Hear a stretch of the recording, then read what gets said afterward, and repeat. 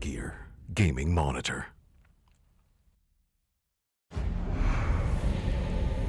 Numerous forces aimed at the Earth.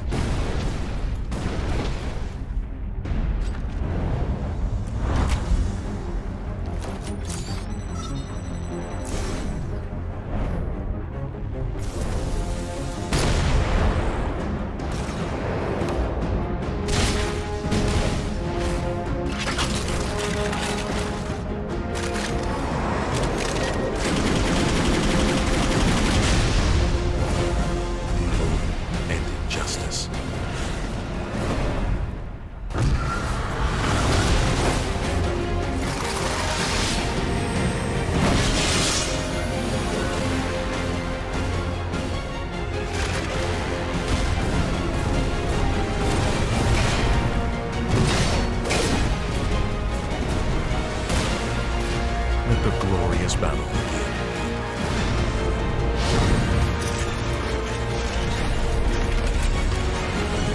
Geared up for victory. LG UltraGear gaming monitor.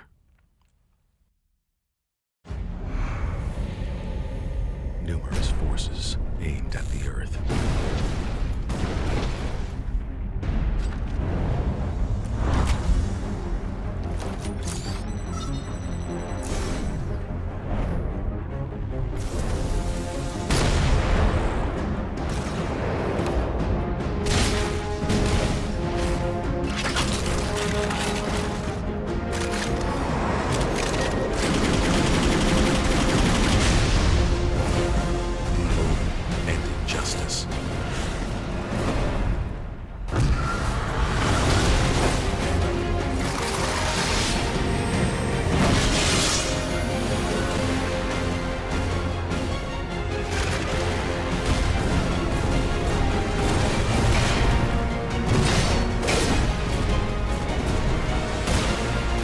Let the glorious battle begin.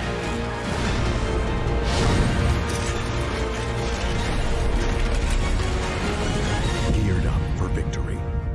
LG UltraGear gaming monitor. Numerous forces aimed at the Earth.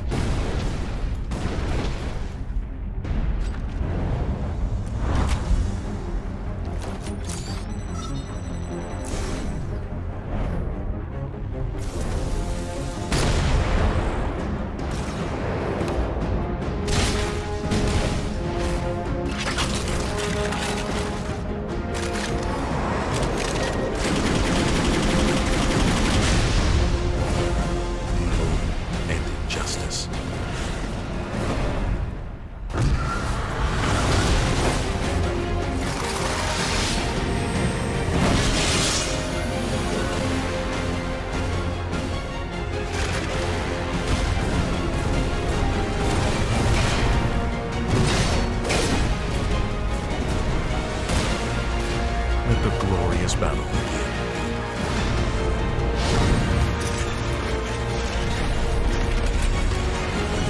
Geared up for victory. LG UltraGear gaming monitor.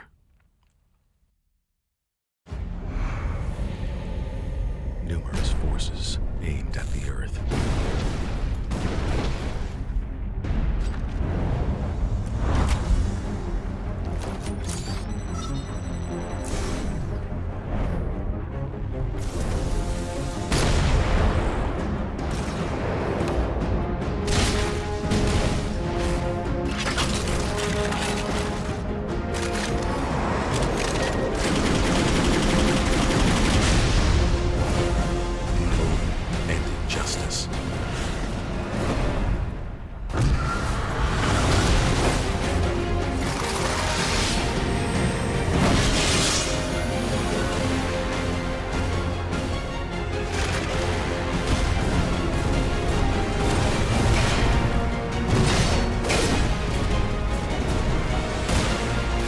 Let the glorious battle begin.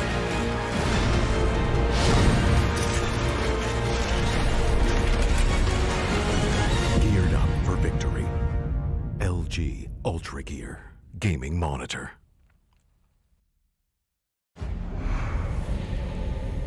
Numerous forces aimed at the Earth.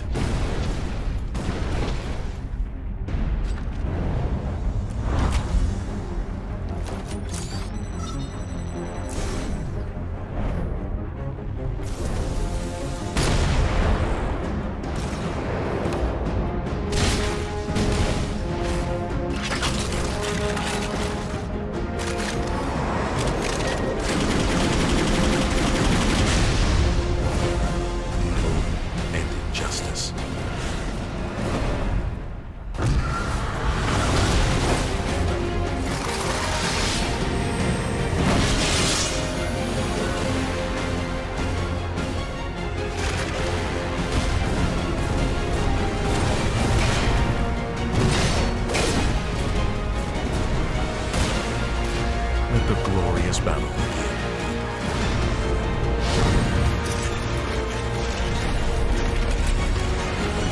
Geared up for victory. LG UltraGear Gaming Monitor.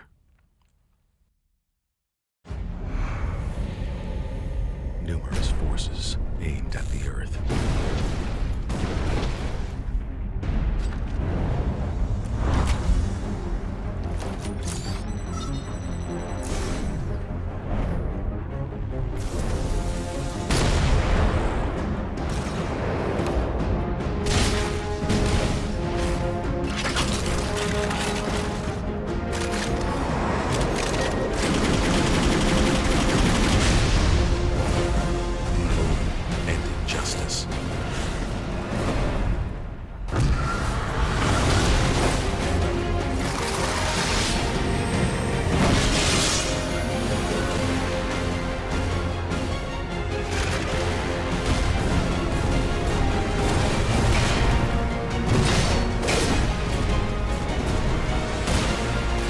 Let the glorious battle begin.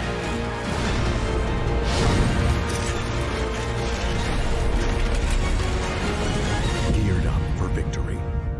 LG UltraGear Gaming Monitor.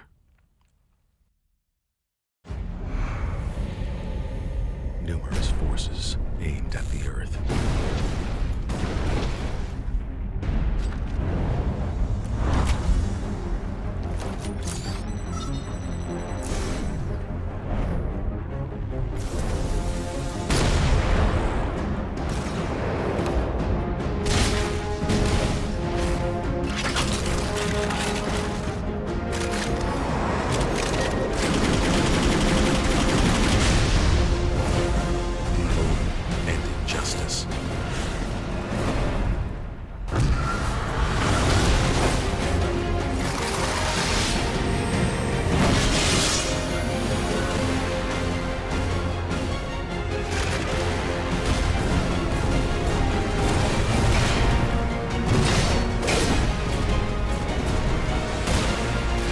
Let the glorious battle begin.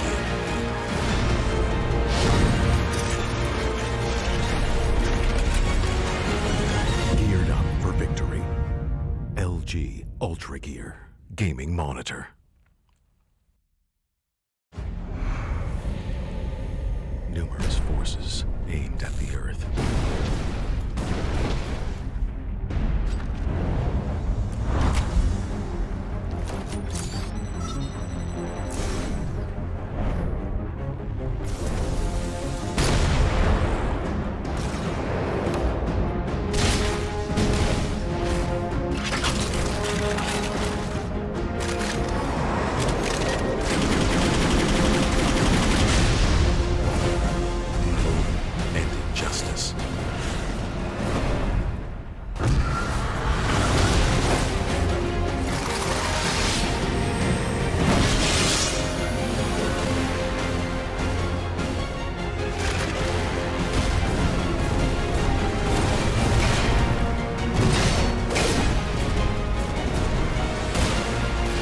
Let the glorious battle begin.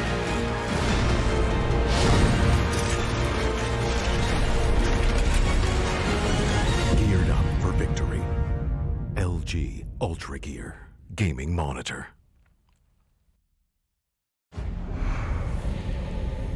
Numerous forces aimed at the Earth.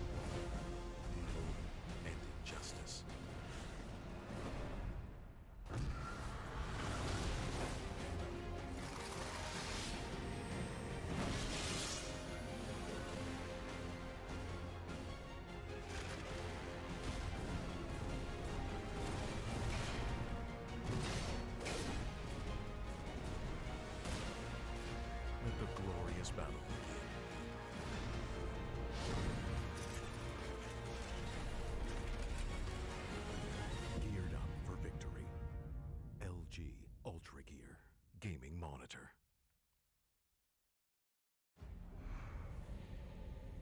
Numerous forces aimed at the Earth.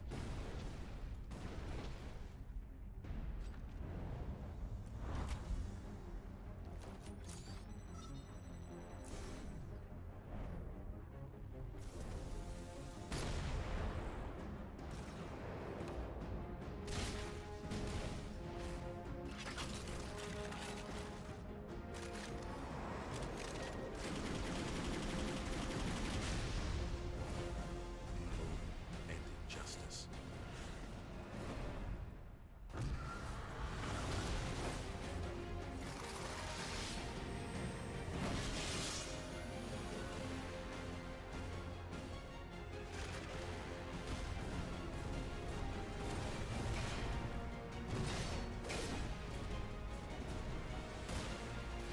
Let the glorious battle begin.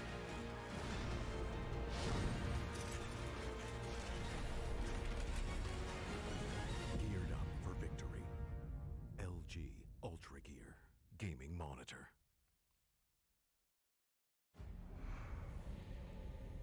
Numerous forces aimed at the Earth.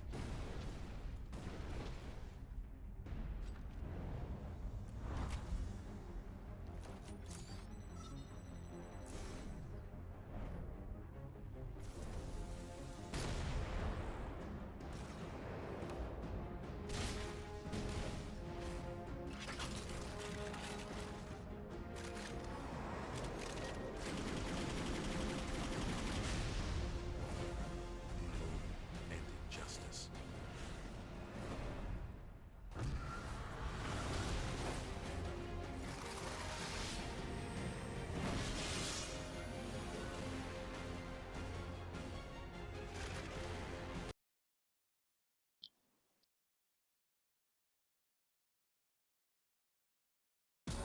All right, ladies and gentlemen, welcome to the South Asia Championship League powered by LG UltraGear. Today is the day of the grand finals. We have two of the best teams in the region facing off against each other for the ultimate prize. We have Deimos Force versus LowNine. Today, I'm joined by Sia, who's an amazing co-caster.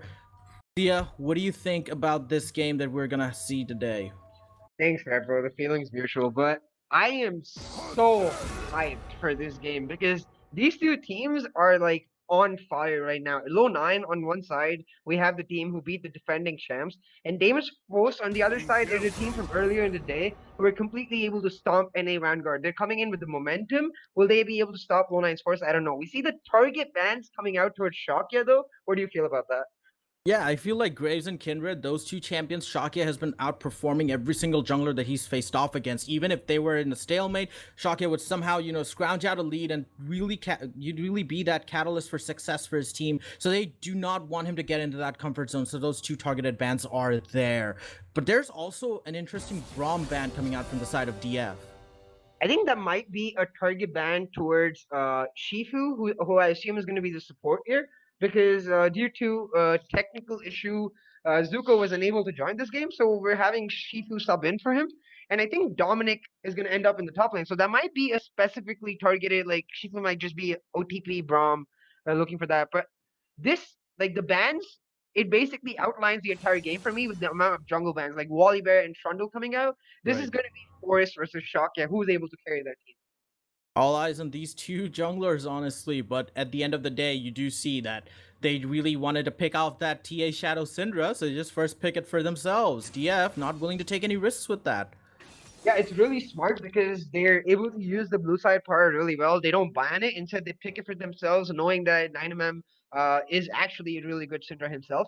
Ash Karma coming out, I really like this on the red side because not just is Ash Karma a really good lane in itself, but you always have the Karma flex power. Definitely, and I feel like Dominic and Ganja Day did play this sort of composition in a tournament game back when, but seeing as how the lineups are right now, I feel like Dominic might just go top lane right now, right? Yeah, for sure. And I'm a bit concerned about this, Caitlyn Morgana. It's a really strong, really oppressive lane.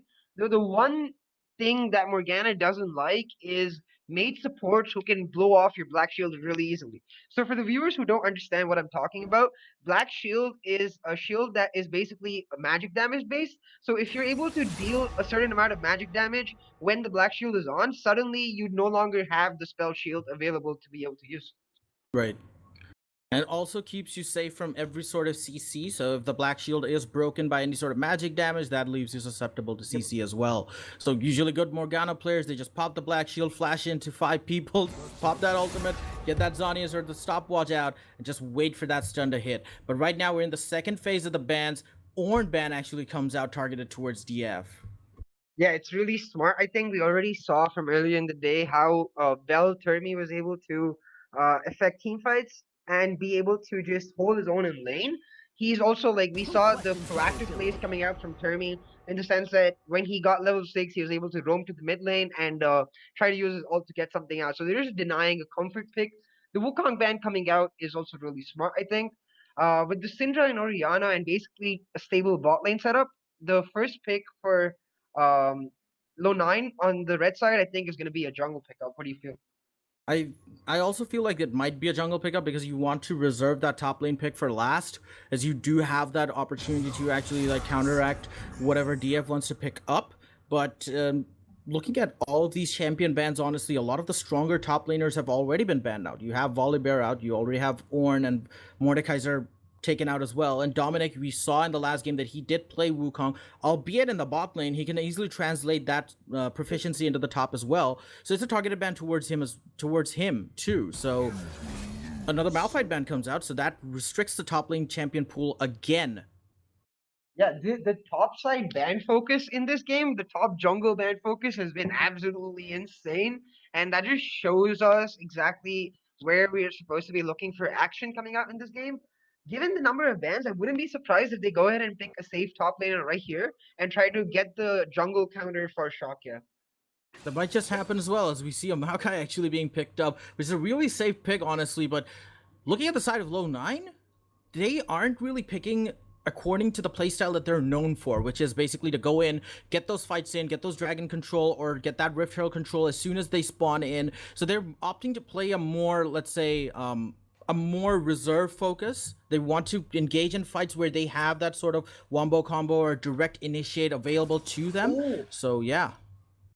Aatrox, I love the Aatrox. Like Aatrox has been off the pro radar for a while, but yeah, to talk about your point, Red Bro, you're absolutely right. This is definitely a more like reserved, calculated playstyle coming in from LowNine. It's less about the hey, I see fight, I fight. Hey, I see kill, I kill. And the Nocturne coming out to round off Deimos Force's composition. Wow, Aatrox Nocturne. What do you think? Deimos Force really opting to show their hand right now. They want to get into these fights and try to get as many picks as possible.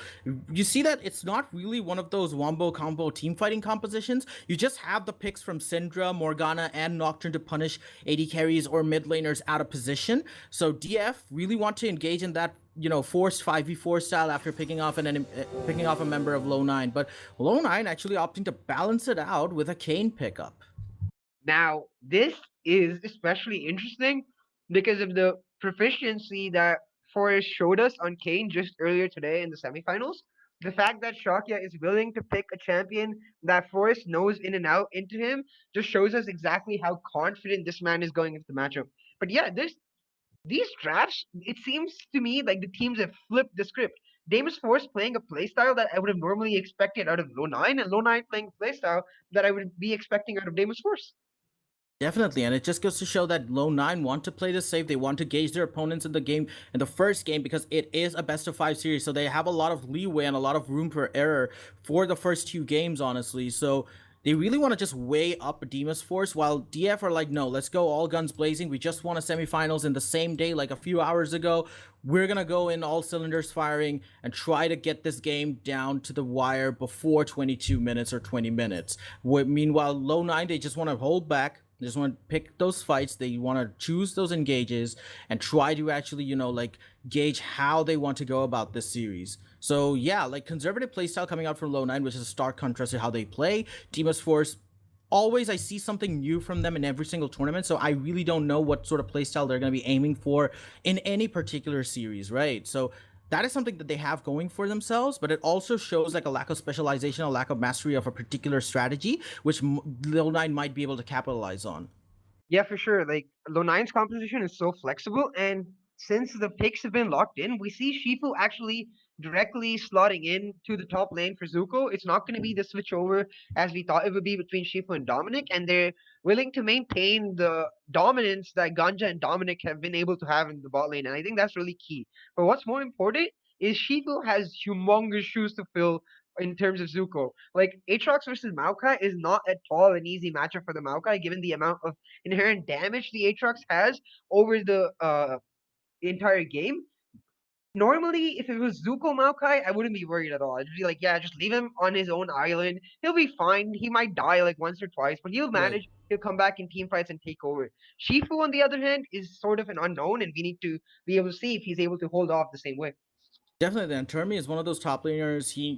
When he picks up a champion like Aatrox, he wants to go in for that level 2 or level 3 cheese gank, or let's say a level 3 initiate on his opponent, right? So Shifu has to play really conservatively in the early game because Maokai is not known for going up against a champion like Aatrox and coming out with the duels winning, right? So he has to have that jungle intervention from Shakya in the early game to facilitate his transition into mid game where he just becomes this unkillable tank. But before that, he's going to need a lot of babysitting from all his laners, including TA Shadow might be, because if the Aatrox actually starts getting snowballed out of control, LowNine really don't have the tools to actually hold him in place or disengage or try to like circumvent that sort of advantage that DF might be able to carve out from that top lane, because all of their champions are also snowball. You have Crixus on Caitlyn, which is a very it's a ticking time bomb. You let him get to that point where he has farmed up his items and he's just gonna wreck face on his good days. But I'm not willing to discount Ganja and Dominic either. They have been a power partnership down in the bot lane throughout the entire tournament. So yeah,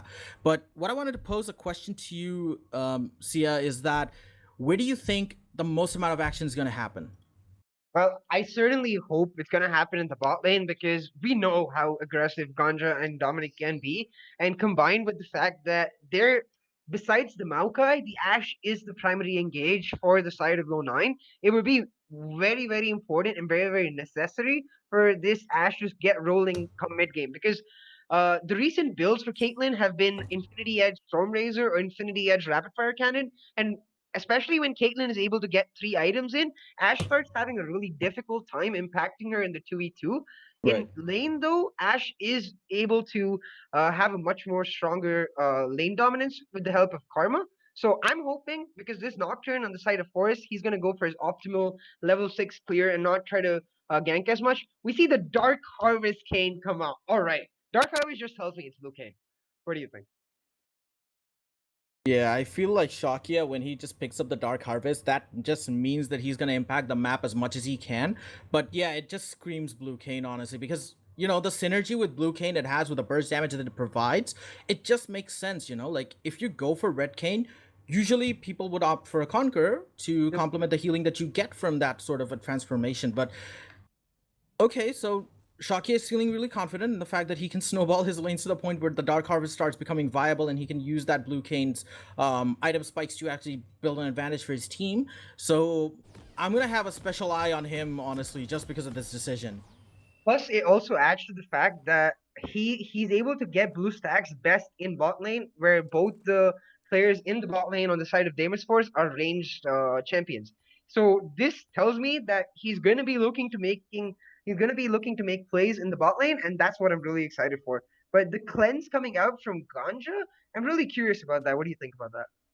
I feel like it is justified, honestly. Like when I did say that Deimos Force have that sort of pick potential going for them when you see the Syndra, the Morgana, and the Nocturne as well with that fear.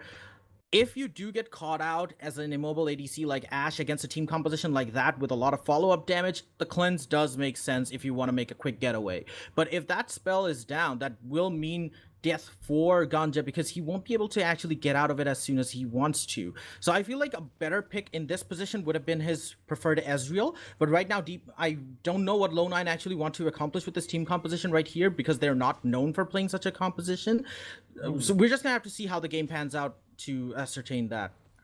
Definitely. Like what I especially want to see in this game now Because I'm assuming Forrest has come to the same realization that we have, that the Dark Harvest Kane just screams Blue Kane. He has to realize that Kane is going to be going for the bot side, and he's already starting to attack the top side. Correct. Definitely DF opting to pick up that early vision down in the top side of LowNine's jungle, but TA Shadow might just be caught out here. Rusty Panda lands that Dark Binding. Attacks going down, the Ignite is down, the pots are ticking as well. He's gonna survive, but his Cleanse and Flash are gonna be down. So TA Shadow will be susceptible to a gank by Deimos versus Forest.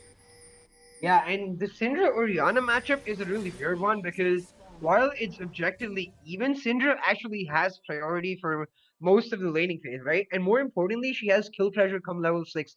So this Nocturne, who I was previously expecting to just par farm level 6, if he's able to get a flank onto the mid lane and come in on the Orianna, suddenly if you're able to get the Syndra ahead, the entire composition on the side of LowNine looks very, very difficult to match up to a fed Syndra come mid game. But then Crixus just takes a little bit of damage right now. That's going to set him behind a bit come the level 1 to 2 engages, given the fact that Dominic and Ganja can just harass him as much as he wants to. Gets that pot out early to reconsolidate that HP that he lost, but it's going to be a bit difficult for him come to the level 1 to 2 transition period, but that's not going to hamper him from actually, CSing, given the fact that Caitlyn is a very long-range ADC. Definitely. We see the push happening for the side of Caitlyn Morgana. And I think that's more to do with the fact that Ganja and Dominic are allowing it since they assume that their jungler is going to be bot side. What I'm really excited to see is that the Nocturne is adapting to this fact. He went from blue to Grom directly to his bot side, knowing that he has to be in place to make sure to counter any like potential gank that could happen or any tease early gank that could happen. Yeah, but both these junglers actually know that they're now on the red side of the map. DF Forest was spotted out by a ward in his Raptor pit, while Kane, he was spotted out by that ward in his red belt. So Shaki and DF Forest do know where each of them are. So right now, some pretty standard starts coming out, but in the top lane, we do see an altercation coming out. Shifu opting to go aggressive with that Maokai. Yeah, he's just using the early presence the Maokai has before Aatrox gets his dash in combination with his triple Q to just get as much presence as he can. Because yeah, as soon as these Qs start to come in and the Cage comes in with his W when he's level 3, it's going to be really, really troublesome for Shifu to do anything in this matchup. Definitely, and Maokai is one of those champions that is really easy to gank pre-level 6 because he doesn't have that, but here comes DF with an invade onto Shakia. He might just be in trouble. That sun goes down. He is forced to flash away, but here comes Crixus and Rusty Panda. Gets that binding onto Dominic. First blood comes out from Deimos Force with that invade as DF Forest starts clawing at that blue buff, which reset, but wow, Deimos Force going ham from the get-go before 3 minutes even hit. They went into their jungle ham. Yeah, that's very well played by Deimos Force. We see the fact that every single one player of Deimos Force, like the bot lane from Deimos Force and the mid lane from Deimos Force, are able to coordinate with their jungler, synergize and synchronize with their team, and move in as together as a team. And that's going to be really important. But in the bot lane, right now, there's a bit of an aggression coming out from Rusty Panda and Crixus, and this is a testament to how Rusty Panda actually wants to go in, but in the mid lane, you might see a fight going on. No, DF Forest just opting to show his face, just assert some sort of dominance right there. And Termi, he's going really aggressive onto Shifu as well, pushing up his top lane. yeah, for sure. And that's going to be the state of the entire matchup top side. And now, since the side of Deimos Force have set this Kane back a little bit, I want to see Nocturne start taking priority. Because in the 1v1 Nocturne versus Kane, Nocturne is actually very, very favored because he can dodge the Kane Q or Kane W with his own W spell shield, thus giving him extra attack speed and giving him like extra priority in the 1v1 matchup. Definitely, Nocturne is one of those stronger duelists that you really don't want to face off in the jungle, regardless of where you are. Say for maybe, let's say, no, I really can't think of a champion that can, out-duel Nocturne really, really easily. Even if there is a champion that's going to be really difficult. But right now, Termi laying down the pain on Shifu in the top lane. Yeah, maybe a Jax, though, if you play that well, you could also spell shield the Jax E, and then the Jax is suddenly useless. Yep. But yeah, with this Dragon come up right now, I want to start seeing the Nocturne as he reaches level 6 over the next minute. Try to make a play for this Dragon with the fact that Ooh, Rusty Panda is trying to go in there. Ganja forced to use the cleanse right there, but Crixus' damage might be enough. Oh my goodness, the net and the exhaust just helps him escape with like 50 HP. Wow, Rusty Panda is actually emulating Dominic from the last games that we saw yesterday. He's going really aggressive, opting to help out his jungler in the enemy jungle as well when he wanted to invade. And right now in the bot lane, asserting some sort of dominance right now, as two members of LowNine are actually forced to back off. Yeah, and with the fact that Caitlyn Morgana are able to push this wave in, they might be able to get on turret and establish priority because they'll be able to get a better reset for themselves with extra gold. Like Caitlyn has 1,300 gold in her pocket now, whereas Ashe had to buy just a Vampiric Scepter. Caitlyn goes back, gets herself a PS sword, and that looks way better for the dragon fight for Caitlyn than Ashe.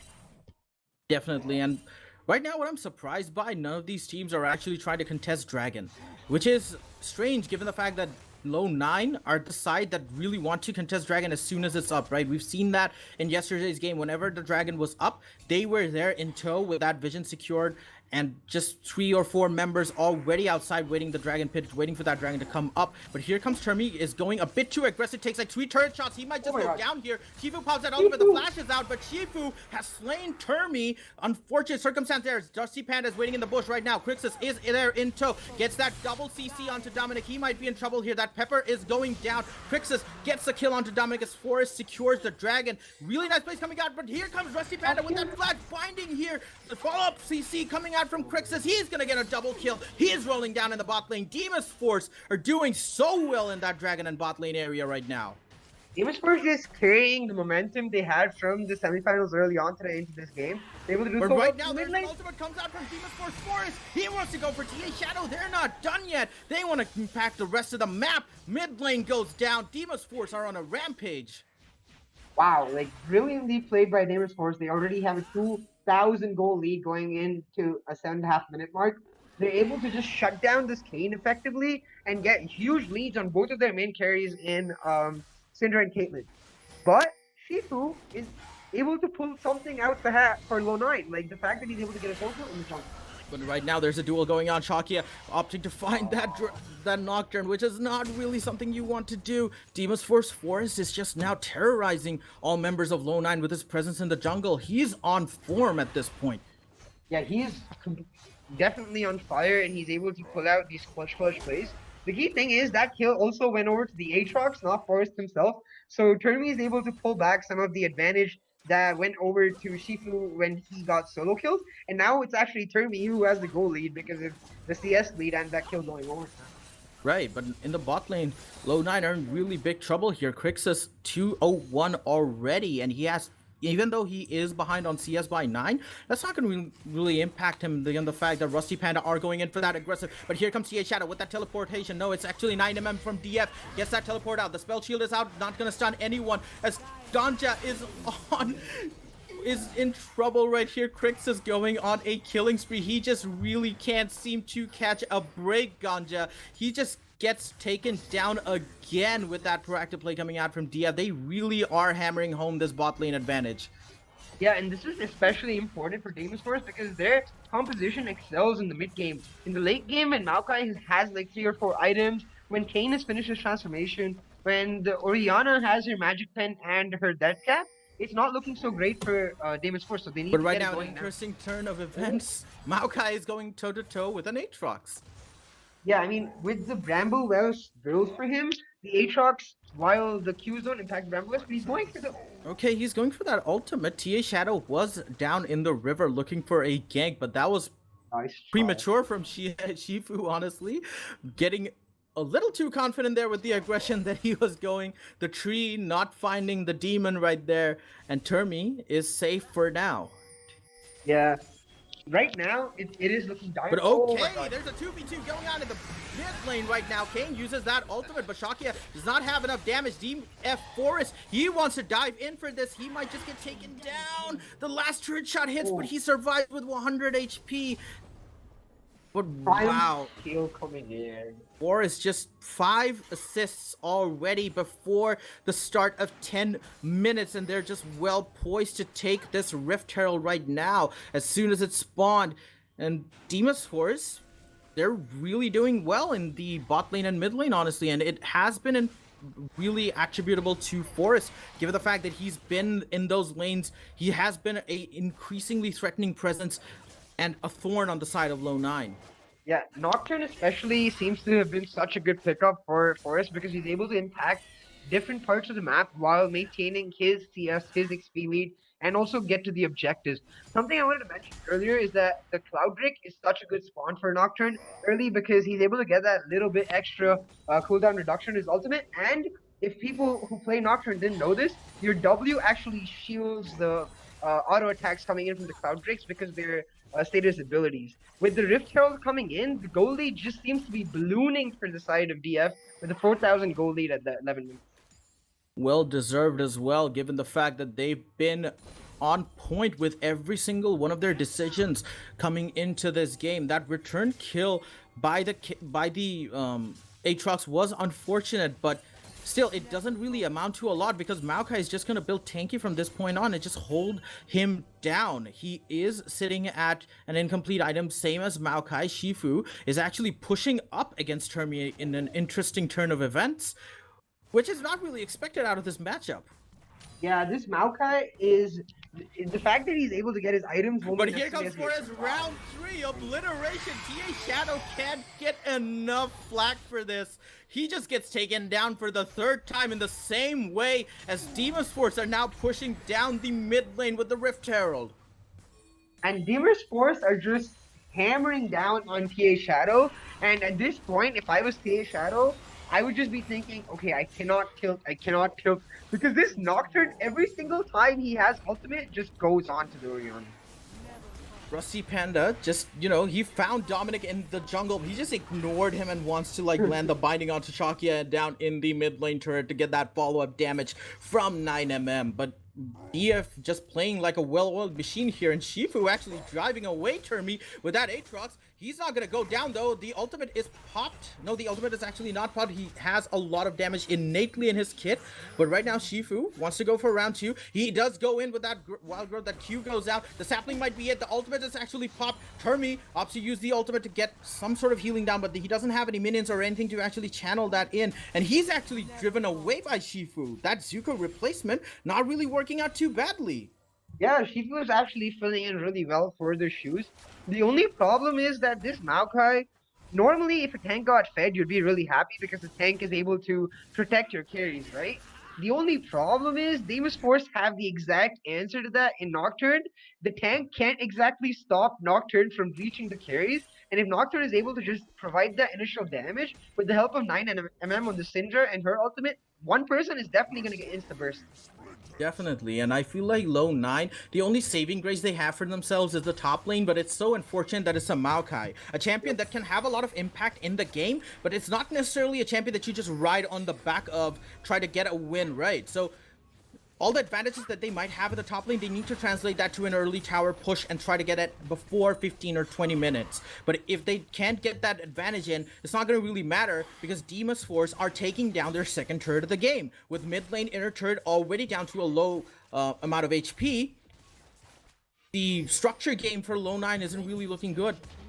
And that's humongous, right? It's just 14 minutes now, so the plates are just running out. And the fact that they're able to get 2 full turrets, that's 10 plates. Oh, here comes Forrest right now from behind, from downtown. Crixus on a rampage, but LowNine might find Rusty Panda, who opts to just flash in and ult with that, even if he was caught down. And this is a really messy team fight coming out from LowNine, but here comes Shifu, the power player for LowNine, joining in that team fight. Is he going to be able to make an impact right now? Deimos Force is in the backline with Ganja. He's going to get taken down right now. Shifu going up against 3 members of DF. He flashes in to try and kill Force, but that is not going to amount to a lot. Shifu still gets Force. Is he going to stay alive? Right now, 9mm is in tow, chasing him down. He survives with 50 HP, and even though that fight was really messy, but they still got that kill onto Forrest. Shifu, the only person with 2 kills on the side of LowNine, this is not looking good for them. Yeah, I feel so bad for Shifu because he must have come into this game with the pressure of matching up to how good Zuko has been, and he's done that. But the rest of his team seem to have just collapsed under this phenomenal pressure put up by Deimos Force. They're not giving a second for LowNine to breathe at all. Every single time Forrest has his ultimate up, he looks for any person who's even somewhat secluded from their team and just goes for it, and he's able to get these kills for his team. And Shakia spots out Termi actually taking away his jungle. He hasn't been having the best of games so far. They do know that he's recalling right there, opts to interrupt it to shave off some time from that recall.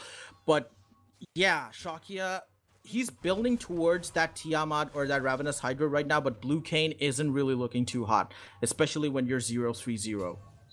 Yeah, and Tiamat is not something you necessarily build on Blue Cane. It's more of a item that Red Cane uses with having the option to either go Ravenous or Titanic Hydra, depending on what build you're going. But in the top But right lane, now, Termi and Shifu opting to go in for that 1v1. Shifu tries to hold his own here, but 4 members of DF were there to collapse on it in case he did not get that kill.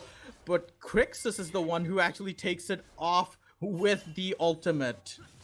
yeah, Crixus is so damn fed right now. He has his Infinity Edge, and with the BS sword, it confirms for me. But Okay, even with that Orianna ultimate, Forrest is like, no way, you're not getting my mid laner. I'm gonna come in with that paranoia and just obliterate all members of LowNine. They're now at low HP with a really low mid lane turret, facing off against this insurmountable pressure that DF have subjected them to. And DF just looking absolutely dominant. 10k gold, 15-2, 4 turrets to 0. Wow. yeah, they're just completely stomping right now. And I would be worried generally for Low9, but I know that they're able to bounce back. So this just tells me that this is going to be an amazing, amazing final series coming out. But yeah, I was saying that I really like the fact that Crixus is going for the Stormrazor second item because the general problem with Caitlyn is that she has a sort of a mid-game lull. Like she's a really strong AD carry early game. She's a really strong AD carry once you have 3 items on her late game, but she's not as strong as she is early or mid game with early or late game in the mid game. And Stormrazor just completely covers up that with the fact that you're able to get not just the strong headshots in, but also that first crit damage out. Definitely, and this is such a fun game to watch in general, even though it is a stomp. It really does not look like a stomp, and it's just really entertaining. And Chad is having a blast with it as well, like the blooper that I did with Turfy. By calling Termi Turfy, they're having a blast with it in chat as well. So yeah, forgive this caster blooper right now and just focus on the fact that DF are doing so well right now. Yeah, DF just absolutely insane. And but right now, Rusty Pan actually wants to go in for Shifu. He's been that target for Deimos Force, honestly. Like, he's the only member who's gotten those 2 kills. And they're like, no, we need to shut this tree down before he grows into a giant redwood because, yeah. That's a really nice reference, but yeah, that's actually exactly it. Because if Maokai is given like another maybe 15-20 minutes, he's gonna become sort of unkillable on the side of for the side of Deimos Force. And with that pause coming in, I guess we'll get a second to talk about exactly how, if there's any chance for Low9 to come back into this game. Given the fact that their team composition is something that scales well, you have that Orianna, you have that Ashe, but honestly speaking, when Shocky is behind like that, when he's 0-3-0 and he's trying to build damage cane, he's not going to amount to much before he gets those 3 items in his repertoire, which is not something that Deimos Force will actually allow. The unrelenting pressure that they've been laying down on Low9 from the start of the game, that's just going to continue throughout the game because they know they have this advantage. And Baron's going to be up in 20 minutes, and when that happens, they're just going to bum rush that as soon as they can. Because honestly speaking, they want to consolidate and get as many opportunities for advantages to be created. And I just feel like for Low9, they just need to hang back and try and negate some of those early pressures that DF might want to lay them down on in game 2. Because right now, it is looking like a lost cause in game 1. Yeah, for sure. Especially with the fact that the Soul Point Dragon, the Ocean Dragon, is coming up in 4.5 minutes. Low9 want time to be able to stabilize, but they're not going to get that time because, as you said, the Deimos Force is going to go for the Baron. They're about to break into the base 18.5 minutes in, going for the inhibitor. Now, this is just honestly really demoralizing on the side of Low9 if you're facing off against a DF composition like this. Your inhibitors are falling at 20 minutes, and there's literally nothing you can do, save for the fact that you can just, pepper them with a little bit of damage, but right now that speed boost is popped. Rusty Panda? Panda actually wants to go in onto Shifu. The tree is being cut down slowly and steadily, and he does get cut down as another turret gets taken out for this. As a turret gets taken out for the side of LowNine, they get their first turret, but they do lose that amazing tree. Amazing tree Save the indeed. planet, guys. Plant more trees. Don't cut them down. Let Shifu play. I mean, yeah, for sure, guys. Like, take that advice for sure. But like, Deimos Force do not take that advice. They're doing brilliantly, and with like 20 minutes in, okay, they're not gonna finish off that inhibitor. I was gonna say, okay, they are. The Never minions mind. are gonna finish it off Calculating. because Deimos Force minions are even OP at this point. Although the inhibitor was like at what, 50 HP? Yeah. So like 20 minutes in, they have two inhibitors. In the next 3 minutes, the Soul Point Dragon is going to come out. If they want, they can go Baron, given the fact that they have two inhibitors. And forget all of that. They can just stand in mid lane with their entire team. And if any single member of LowNine tries to go into a different lane to get some CS, Nocturne's just going to be like, Paranoia, Darkness, and dead. Yeah, that Dustblade of Draxthar really doing a lot of damage right now. He has two lethality items in tow as well, with that serrated dirt currently being built up. They want to go for this Baron as right now, and LowNine are actually sensing it as they consolidate some sort of vision right around that Baron pit area, and they're gonna play around that area a lot. Even though there is a bot lane push coming up for them, they're gonna have to deal with that if they want to save their base. But right now, Deimos Force might just want to set up for this Baron after clearing the vision around that area.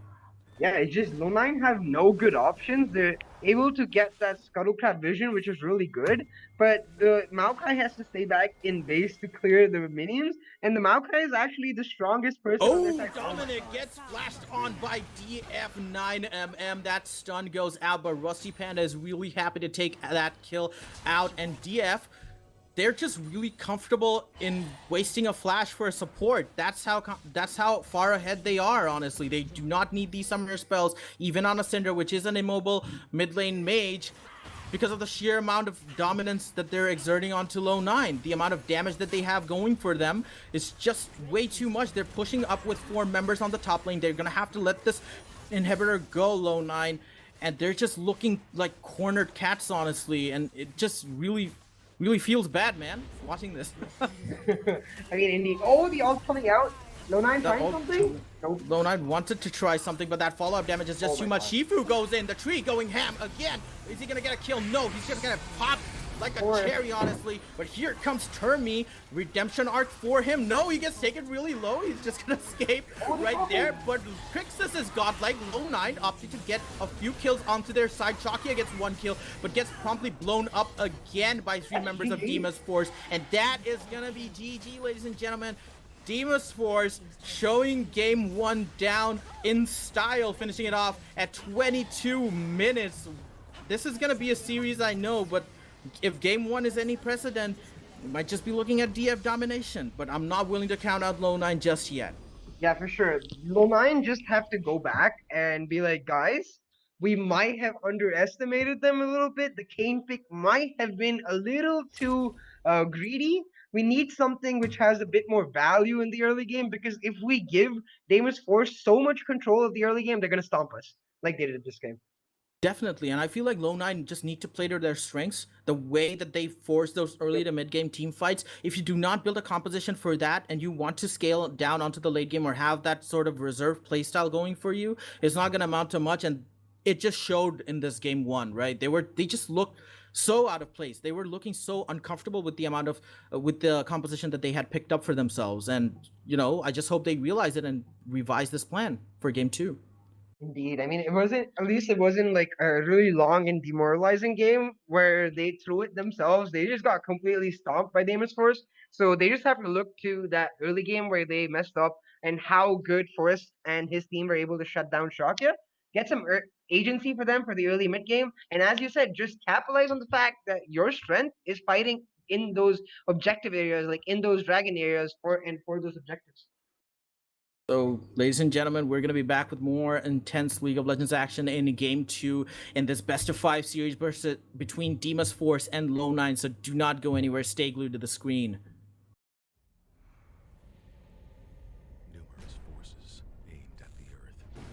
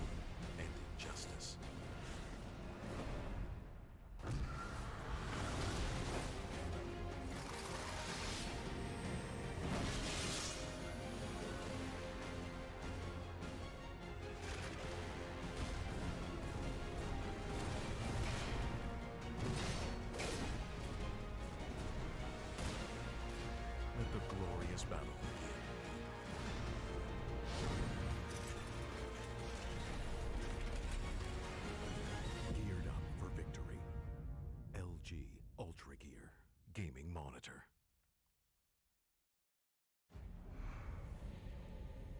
Numerous forces aimed at the Earth.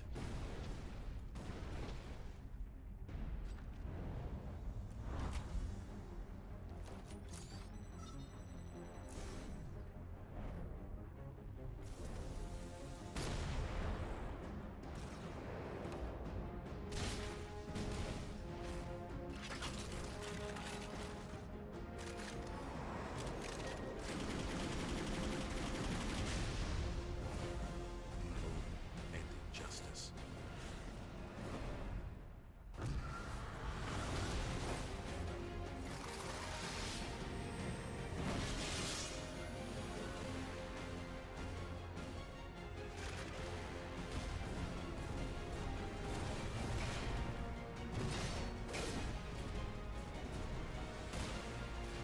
Let the glorious battle begin.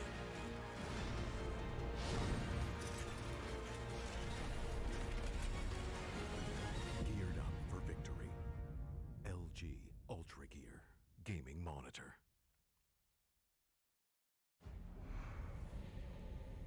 Numerous forces aimed at the Earth.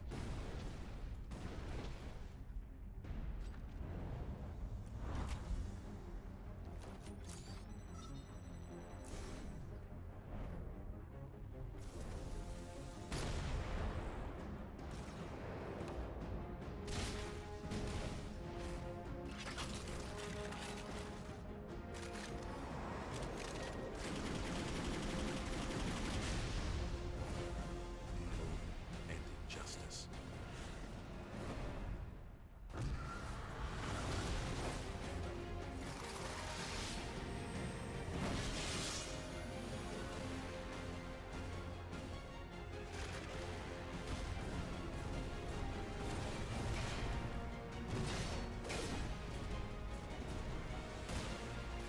Let the glorious battle begin.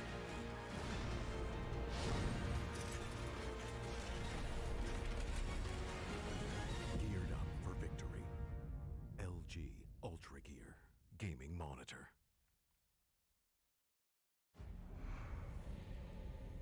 Numerous forces aimed at the Earth.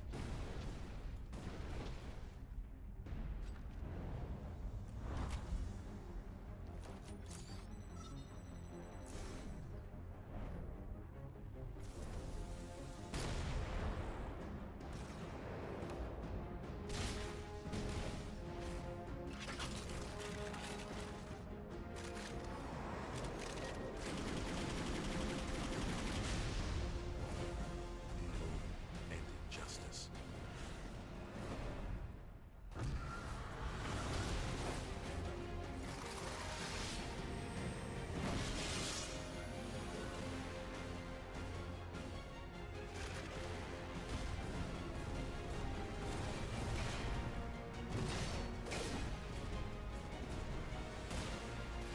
Let the glorious battle begin.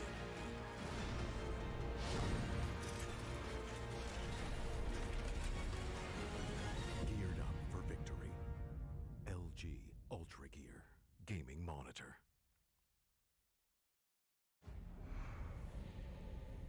Numerous forces aimed at the Earth.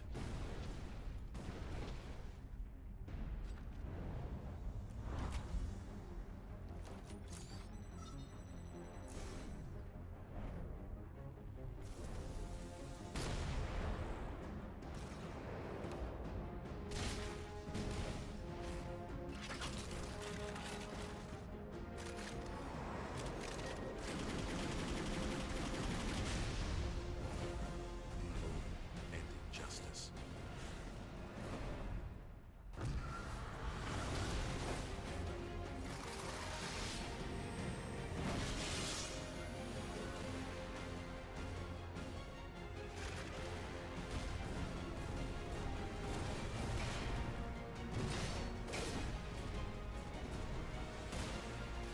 Let the glorious battle begin.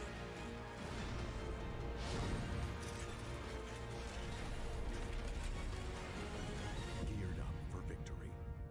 LG UltraGear gaming monitor.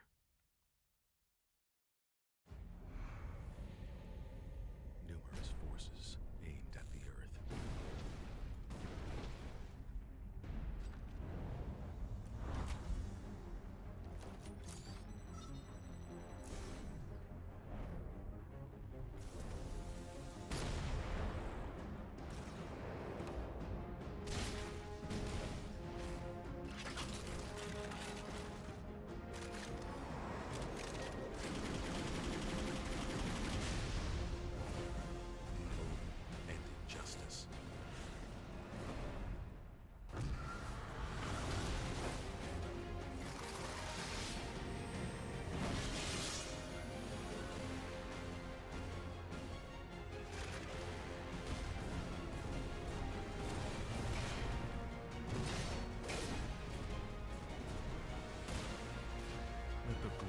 battle.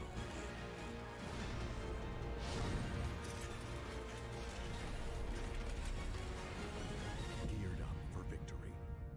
LG UltraGear gaming monitor.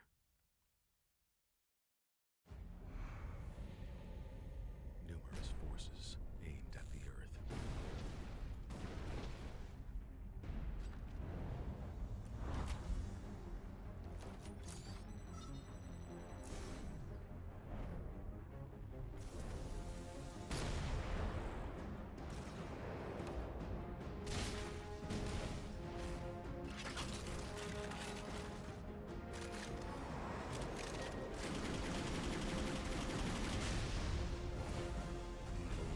And injustice.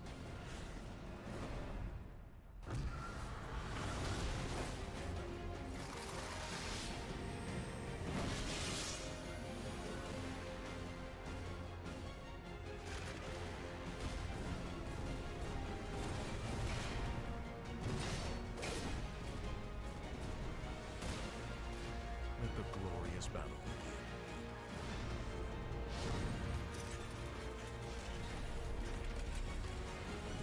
Geared up for victory.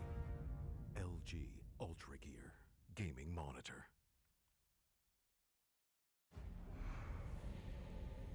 Numerous forces aimed at the Earth.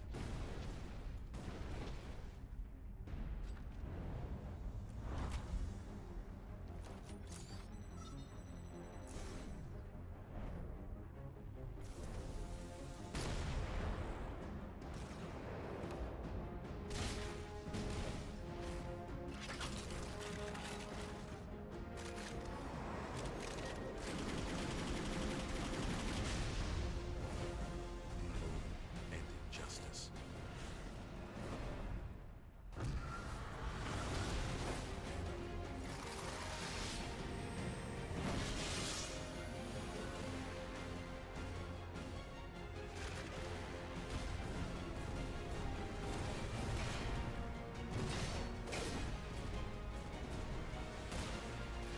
Let the glorious battle begin.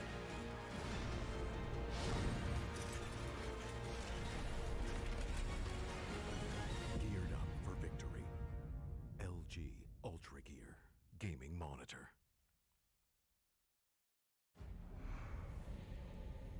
Numerous forces aimed at the Earth.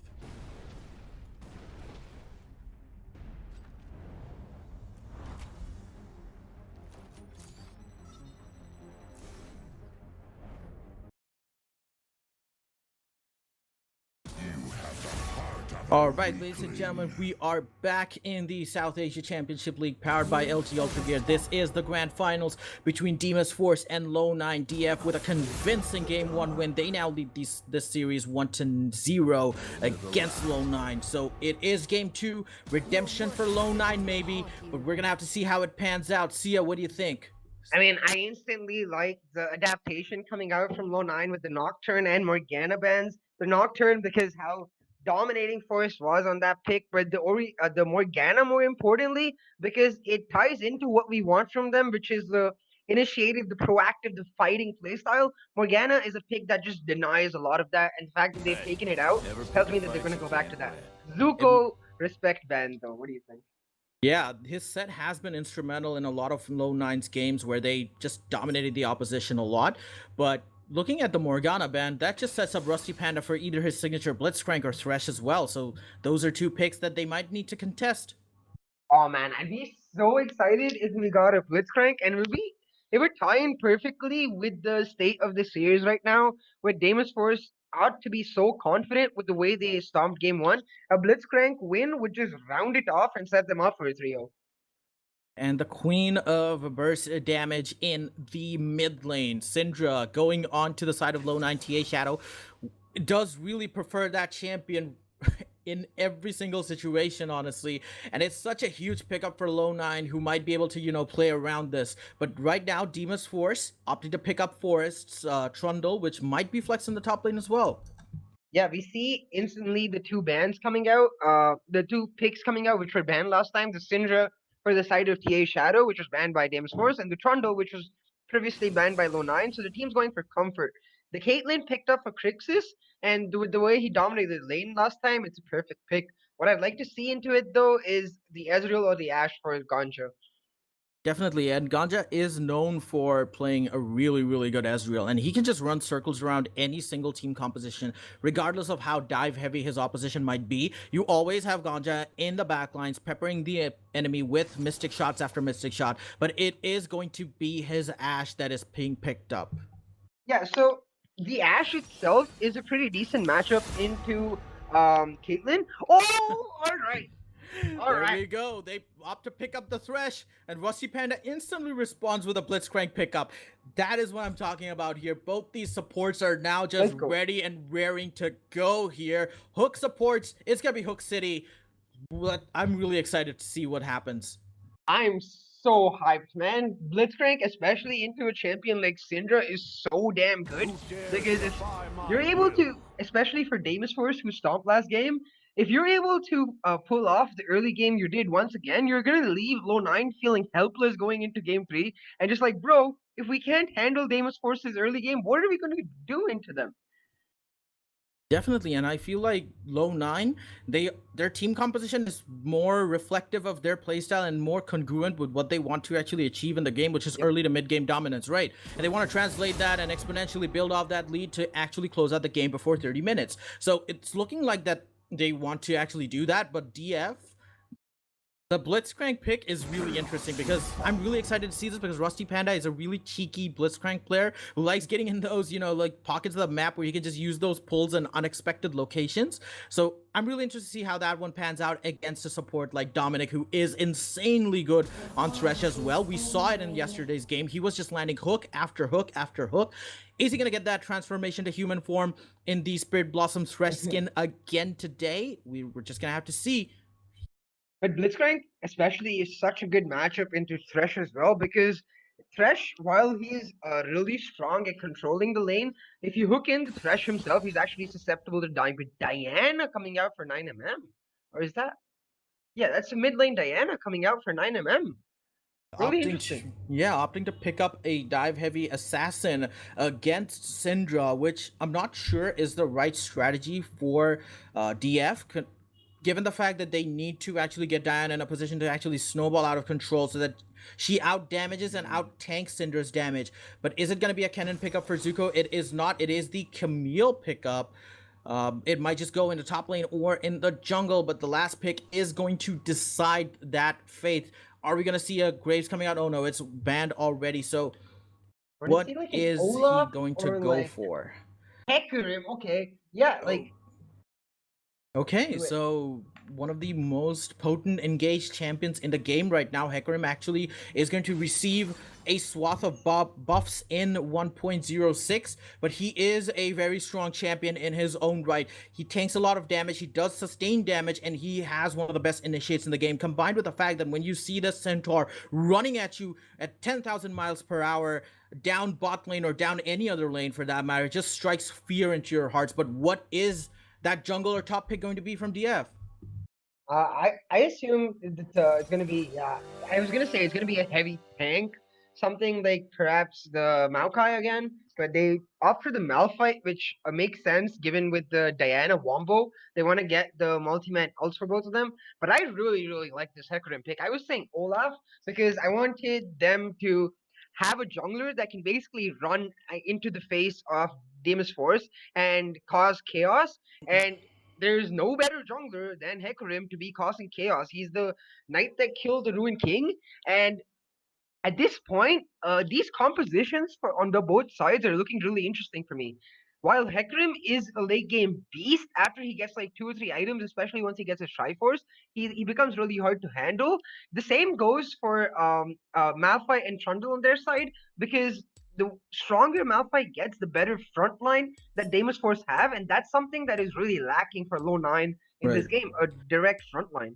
But I feel like they made that intentional because Trundle actually nullifies any presence of a frontlining tank for the side of LowNine. So it was probably a conscious decision to play around that Trundle pick. So basically ignoring the presence of that ultimate. So you want to focus down on more damage as you can, so that you can actually, take out Crixus's Caitlyn or try to burst down 9mm's Diana before they actually cause any problems. Because if you take either of those two champions out of the team composition of DF, they are now left with a severe lacking in terms of damage. I'm sure Malphite and Trundle can dish out decent amounts of damage, but looking at LowNine, they have damage sources all around. You have Hecarim in the late game, Ashe, who is a scaling beast as a champion. You have Syndra with that burst damage, and Camille with that backline diving potential. So LowNine actually playing more towards their strengths here. They want to force those early to mid game fights, mostly in the mid to late game transition period, so that they can get those late objectives down, maybe fight for Soul Point or Baron in a critical situation, and just force down one solo lane and try to make that gap widen into a Nexus push. So interesting stuff coming out from LowNine. Not really 100% of the playstyle that they wanted to play, but it's looking more and more LowNine, honestly. It looks more like them now. On the side of DF, we have a very balanced team composition, but like I said, in the damage department, they might just fall behind short if they cannot get that Diana snowballing. Yeah, for sure. For me, for the side of DF, it's completely on Rusty Panda.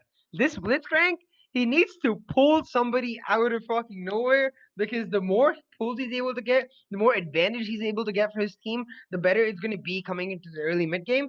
Because we know exactly how potent TA Shadow Syndra is. Syndra into Diana is not at all a great lane for Diana, even at level 6, which is Diana's strongest point, because Syndra has the kill pressure on Diana even at Right. level 6. So I need to see Rusty Panda making some roams towards mid lane to try to shut down this TA Shadow Syndra. Forest helping out Diana, because as you said, you need to get this Diana rolling, and the best way to do that is shut down the most important, the most comfortable player on the other side of the team, which is Shadow Syndra. Right. And interesting that you mentioned Forrest, right? Because he is playing a champion that needs proper gank setups to actually function properly. Thankfully, in the mid lane, he does not need as much because Syndra is an immobile champion, but the support that he will get from 9mm is going to be a bit diminished pre-level 6, because he just can't go in and dash and just use that ultimate to pull Syndra in so that he can just use the pillar in a position where TA Shadow might be in a bad situation.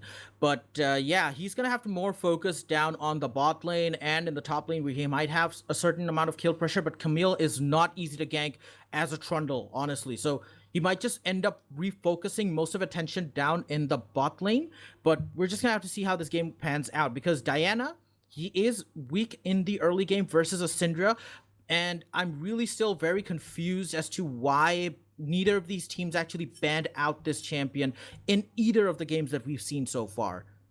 Yeah, for sure. The fact that they're so confident leaving her up, and I mean, I have to see this game to really understand why 9mm seems to be so comfortable with Diana. Because if the idea was to go for an assassin into Syndra, there are better options. Like Right. Echo, Fizz, both are known to be traditional assassins that are sort of skill match counters to Syndra, and those could have been picked up. But the fact that he's picked up this Diana does tell me that they do have something planned. But the Ignite Hecarim, man, I'm loving this. Exactly. With Hecarim, you really want to go for those aggressive early plays, because he does lack in the damage department in the early game. So I think that is to, cover up for that fact. And he's not really a champion that needs Flash, honestly, because of the sheer amount of speed that he has. Sure, Flash is good for getting out of sticky situations, but he's not going to be up against someone like a Lee Sin or Nocturne or Kane who's going to try and force fights in the jungle. He's going to be up against a Trundle. And that Ignite does make a lot of sense, because Trundle has so much innate healing built into his kit because of that ultimate. It just goes directly against Trundle. So it's not really something that you would not see in pro play. The Ignite does make sense. Yeah, for sure. And given that the game started, this pause is just putting me on edge. I'm just so hyped. We have a Blitzcrank, we have a Thresh. There has to be an invade, right? Surely the teams don't spread out. There is a Blitzcrank. Like, come on, go for it. Go for the invade. I just really want that invade to come out from LowNine side, honestly, because they haven't been looking like the side that we saw yesterday. Like those crazy, crazy plays where they just forced fights out of nowhere and ended up winning. I really want to see that LowNine come into play against DF, because it's going to be interesting to see how DF actually responds to such a team composition or such a style of play, right? But they haven't really shown it in game one. I'm really hoping that they do exhibit those qualities in game two, because they're going to be rejuvenated after that loss, because LowNine aren't really a team that goes down in the dumps after a loss, as evidenced by yesterday's games as well. When they threw game two with that Baron call, they came back in game three and just absolutely dominated Exulances. So are we going to see a repeat of that? I'm excited to find out. I mean, we're seeing these pings come out from both teams, as I think LowNine is just going to be spreading out, playing it safe, but Davis Force, they're definitely going for the invade. And wow, okay, I didn't notice this Blitzcrank skin, but damn, that skin looks good. Yep, the Eye of Sauron blazing really hot on Blitzcrank right now. But yeah, Rusty Panda is known as a player who really wants to force these invades, and it is, you know, being seen right now. They're waiting near that bot lane bush. Pings going down near the tri-bush area. They're just gonna go in. They just dictated their paths, honestly. Tri-bush to Krug's bush and then red buff bush. They're just gonna go in with that scrying orb here. DF Forest, Rusty Panda, and Crixus. 3-man dream team here. This invade is... They're just going down that preset pattern, but they're not going to find anybody, as Hecarim actually opted to start in their blue buff. But they might just catch out the Ashe here and try to get this red buff down, because they have a 3v2 advantage. Oh, I think Rusty Panda is going to go for the pull, like, from the Krug side onto the brush there, but there's nobody in that brush, and Ashe and Thresh are taking... Here it goes. Dominic is going to spot them out. Rusty Panda, where's that hook? No. The W lands from Ashe, and they're just going to settle for the red buff. They do have a ward here, so they know that they're going to take this off. That's going to leave Shakya to actually invade the opponent jungle. DF Forest might just rotate back to his blue buff, or might just want to rotate back to his red, as Diana, 9mm, actually opted to ward the red side entrance to spot out the Hecarim. And this actually is really decent for the side of LowNine, because Shakya, he doesn't really want to be fighting Forest in the early parts of the game. He wants to be farming up, getting his CS in, but we don't see him invading Forest red buff. He's instead coming down to his own buff, and he's not going to have the red buff for himself, so this is a little weird. That's going to set him back a bit, but I think it makes sense, honestly, because as a Hecarim, you really don't want to be picking a fight up with a champion like Trundle, who is known to be a good duelist. But right now, Zuko and Termi, or I should say Turfy, going to blows with each other right now. They're going to go ham at each other, because this is the first time they're meeting in this series. Yeah, I guess that makes sense. Shakya just giving the respect to Forest, understanding that Forest might as well have predicted that Shakya will be going for his own red buff, and to just avoid the fight, he stays away. But he's going to go for the crab here. Maybe look for a gank in the bot lane. But right now, Dominic is going a bit aggressive right now. But in the top lane, Zuko opting to go onto Termi. He might just get taken down a bit low. Oh my goodness, Termi responds with a lot of damage of his own here. It's a stalemate at this point, as Forest secures his red buff of the game. And Hecarim, he's actually going into his jungle. Shakya is going to take his wolves. He wanted to find out that blue buff, but he did not. So he's just opting to find out those wolves, as DF Forest makes his way to the top lane. Yeah, this is a little weird from both junglers in the pathing they've taken. He's going to go for it. He's going to go for it. The pillar is up for him. Zuko uses that zip line away. He has to flash away from this troll that was just smelling blood from Zuko. Yeah, indeed. Well played by Zuko, though, to make sure he got away. He was really low, and a couple auto attacks from Forest would have definitely, because the attack proc would have definitely ensured his death. But the fact that this bot lane now is able to get this push in with the help of their jungle being on the side. Rusty Panda? Ooh, just misses out that hook onto Dominic. But I saw Dominic trying to land a few cheeky hooks of his own there. So both these supports really want to, you know, start off a fight. Yeah, for sure. The one big person who is getting favored by this entire, like, sort of chaotic pattern, like, sort of split jungle happening for both teams is the Diana. The Diana was susceptible to, like, some sort of attention coming out, and the fact that Rusty Panda hasn't been able to lead lane, but I say that and he takes a back turn. Yeah, right now Zuko opting to dodge a bit of skill from Termi and then just re-engages with that stun, but he's not having the best of times against Termi, honestly. Like, even if he is playing a champion that is known for oppressing tanks, he's not having the best of times against this Malphite. So Camille, while she is a really good champ against tank champions, she needs an item, not even like a full item. She needs the component of an item to really come online, and especially coming into late game when she has a Triforce and like a Ravenous Hydra, Malphite will have zero chance, irrespective of how much armor he stacks, because the true damage proc on her Q will start increasing more and more. For Right. me, it's about Shakya trying to get some advantage in some part of the lane, especially with Dragon coming up. They have to try to make a play either in Shadows with Shadows Syndra or with Zuko's Camille, because as you move further and further into late game, even though the Hecarim is really strong, the Malphite Diana combo is just something you can't deny. Definitely, and it's gonna set up a lot of these amazing team fights for DF because a lot of these champions will be CC'd up, right? And the Malphite ult just sets up really nicely for 9mm to just go in and ult like 3 or 4 Yep. members of LowNine, which is an ideal spot for Diana to be because the more champions you ult, the more damage you do. But looking at DF Forest's pick up, the Trundle pick, it just goes as a stark contrast to the Nocturne that he played in the last game where he was just everywhere ulting left and right.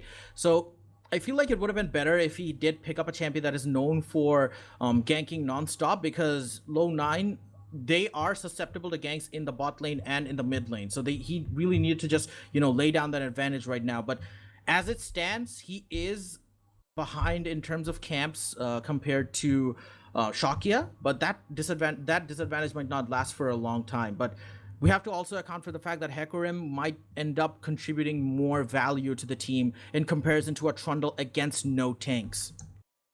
Yeah, for sure. Like, this is gonna come down to pure execution on the side of Low9 because they have this champion in the Camille that is not just good in the side lane in the mid game, but is insanely good at getting fights started. And that's the playstyle we did want to see from Low9 coming into game two. The fact that they added on to this Camille with the Hecarim, who's just able to ult into the backline and shut down the major like threat for uh for Low9 on in the form of Crixus is absolutely humongous because if Shakya is able to completely zone away Crixus from the fight, if not even kill him, then Low9 just instantly win the fight. Definitely, and they're gonna be willing to do exactly that, right? Like I said, if you take out Crixus and 9mm from the side of DF, or just zone them out of the fight, it's going to be curtains for DF, honestly, as a team fighting composition because they're not going to be able to do a lot of damage to DF. I mean, it's to Low9 because Low9 have so much follow up damage and so much utility on their side, even in their carries, with Ashe and Syndra being such amazing utility providers. It's going to be interesting to see how these fights pan out, honestly. And the team that gets the advantage in the early game is going to set up really well for the mid game as well because both these teams are incredibly snowbally. Yeah, and as we approach the 5 minute mark, I don't know about you, but I'm starting to get really edgy here. There's a Blitzcrank in this game, there's TA Shadow Syndra, and we haven't even seen First Blood. I want to see some blood coming out here. Yeah, both these supports, Rusty Panda and Dominic, they wanted to go at each other, but they just couldn't really land the hooks onto each other. So it is coming. It is imminent. Everyone knows it is inevitable that there's going to be a fight down in the bot lane because of how aggressive both these supports like to play. So we're just going to have to wait till this pause timer actually goes down to see that, which is really unfortunate. Yeah. The pause timer is just adding on to the fact that the teams haven't really made a solid play yet, and we're just put into this motion of suspense where we have to wait. But hey, technical issues are part and parcel of South Asian League of Legends pro scene, and it's just something we have to accept. Definitely. It just put a damper on the viewing experience and the entire gaming experience. It also puts a damper on the momentum of both the teams, honestly, because you have this downtime where you're in a mental state of, I'm gonna have to play this game out, and then suddenly the pause comes in and you're suspended as well, like just waiting to get back into it. And when you do go back into it, you might not be in the same frame of mind that you were at the start of the game. So it's really debilitating for the players as well. Yeah, you start to lose that little bit of focus, that like adrenaline in you that's prompting you to make that solid play.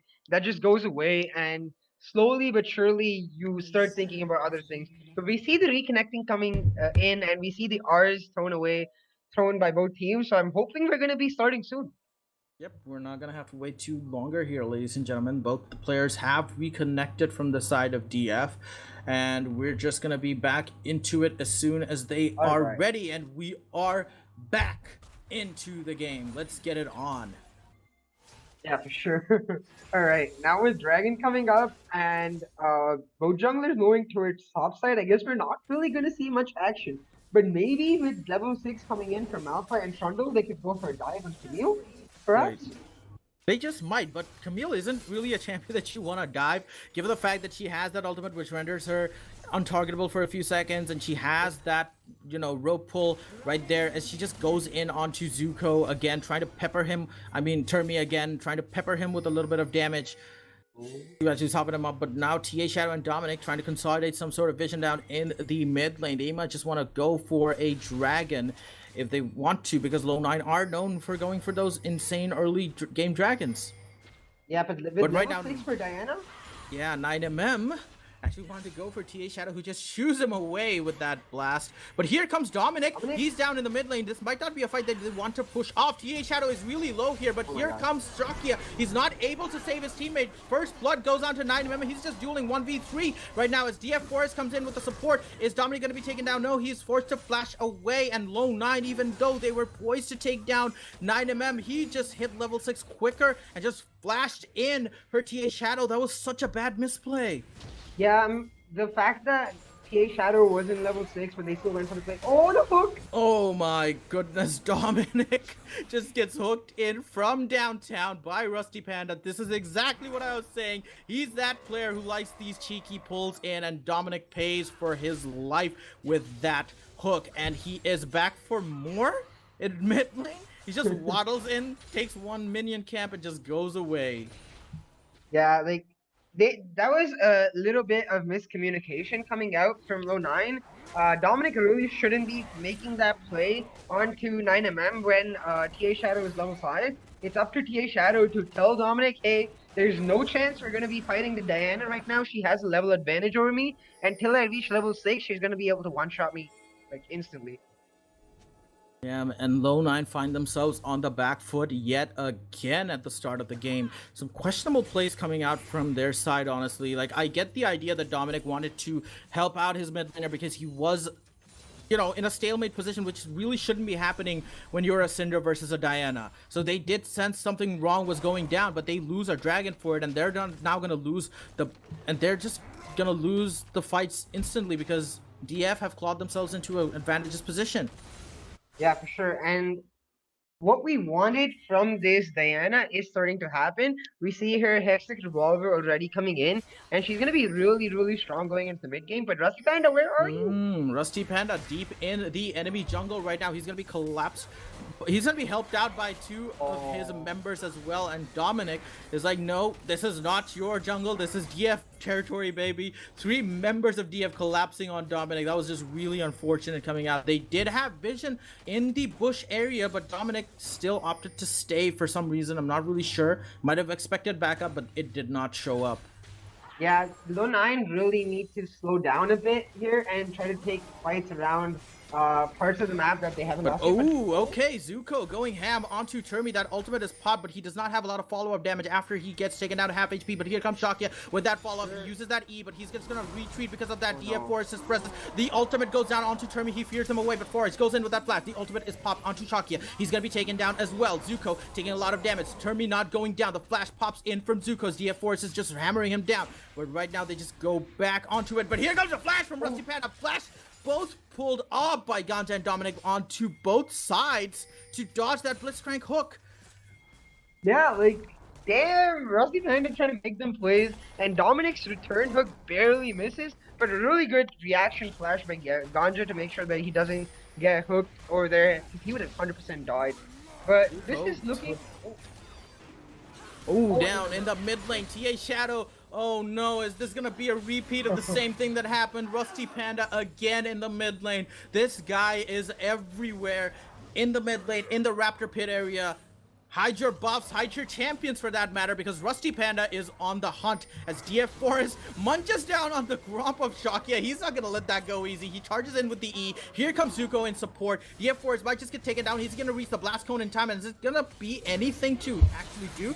Shutdown goes down for Shakia with that ignite as bot lane. There's a bit of an action going down. Ganja takes down Rusty Panda. That is not a trade that they should have forced right there with that exhaust down onto Crixus. He did not deal enough damage, and Ganja just popped Rusty Panda. All right, it's not over yet for LowNine. They're definitely making some answers coming back in the mid lane though. Zuko opting to go aggressive onto 9mm, lands a decent amount of damage, trying to, drive him away so that Syndra is poised to take a few plates of her own. TA Shadow definitely needs that help, sitting at 0-2-0, but a couple of misplays coming out from the side of DF as well. They got that advantage, but I felt like they just overstretched themselves. Yeah, for sure. Like, that's what I was trying to say, that right now, LowNine just need to slow down a little bit and take fights exactly where it favors them, and they're able to do that with the mistakes. But DF aren't willing to actually let them slow down. DF Forest wants to go in for this. He's just chasing all the way into their enemy jungle. He knows that the blue buff is up. Rusty Panda and Tormi are in follow-up with him right now. TA Shadow driven away from his lane. 4 members of DF in the opponent jungle. Rusty Panda gets that ward out, gets that hook out. TA Shadow is probably gonna go down. Panda. Wow, Rusty Panda with that prediction play right now. With that ward, he just spots him out and instantly hooks him back onto that wolf area. Yeah, wow. That just comes from pure experience, that you know that the Syndra is going to be pathing towards that. You go wait there, you pop a ward there, you see your instant hook, and that's just brilliantly played by Panda. The one thing LowNine did get for themselves from that entire exchange was the fact that Shakia is able to finish up his jungle item, and he has Rift Herald. If he's able to maybe use the Ashe ultimate to make a play bot side and start shutting down Crixus, because this Diana is sort of untouchable for the near future. Shakia needs a few more items before he's able to impact the mid lane. DF now sitting in a comfortable position. They have a 3-0 Diana. Crixus is sitting at a comfortable 12 CS lead right now. Even though Termi is behind in CS comparison to Camille, it's not going to matter too much because he's a tank, and they also have Forest sitting at 2-1-1. He has controlled the jungle on the side of DF really well. Plus, they also have a wall hack Blitzcrank, which is really nice. So yeah. Yeah, the hacks coming in from Rusty Panda is too good, and oh my god! The wall hack's coming in again. Dominic is the target now. That ultimate gets popped away by Crixus. It's not going to be enough damage, but it is going to be enough to drive Dominic away to set up DF for their second dragon of the game. Yeah, like, even though they don't get the kill right there, they're able to get the flash from the Thresh, and they're able to get that priority to get the dragon, and the Rift Herald is wasted. The horse just bumps into a rock as Shakia immediately regrets bumping into Termi there. Thought he might be able to get a fight off, but just gets taken down to half HP. Has to retreat away, and DF exerting a lot of pressure right now. Yeah, that interaction between Shakia's Hecarim and Termi's Malphite reminded me of that cartoon, you know, where the Roadrunner cartoon, where there's the weird villain, and he's just like running really fast trying to catch up, and then he just runs into a rock and poof. Yep, we all can relate to the exploits of Wile E. Coyote while he tries to catch the Roadrunner, but he just gets smashed against a rock. That is exactly what happened to Shakia as well. He's like, yeah, I got you, rock, but then he's like, oh no. It's at this point for LowNine, their prime like responsibility in this game is to make sure that Ganja, who is deathless currently, is able to continue in his path, because Ganja, if he's untouched, and Shadow, even though he's not done really well this game, we expect him to be able to stabilize given how strong his Syndra is. LowNine will start to outscale them little by little, but this Deimos Force are looking very similar from Deimos Force in Game 1. Albeit a little slower, they're able to consolidate their lead and push it down and just hammer down their lead further and further. This Diana now is going to be moving towards top lane, the Zuka just steps off.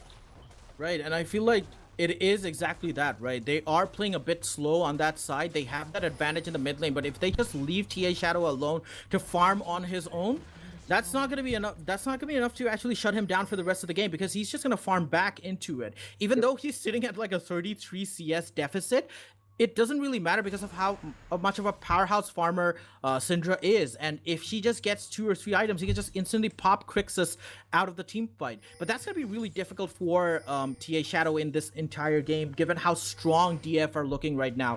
Forest and Malphite, Termi is... Oh, Termi? They are going in, but right now, Oh my God. 9mm and Termi...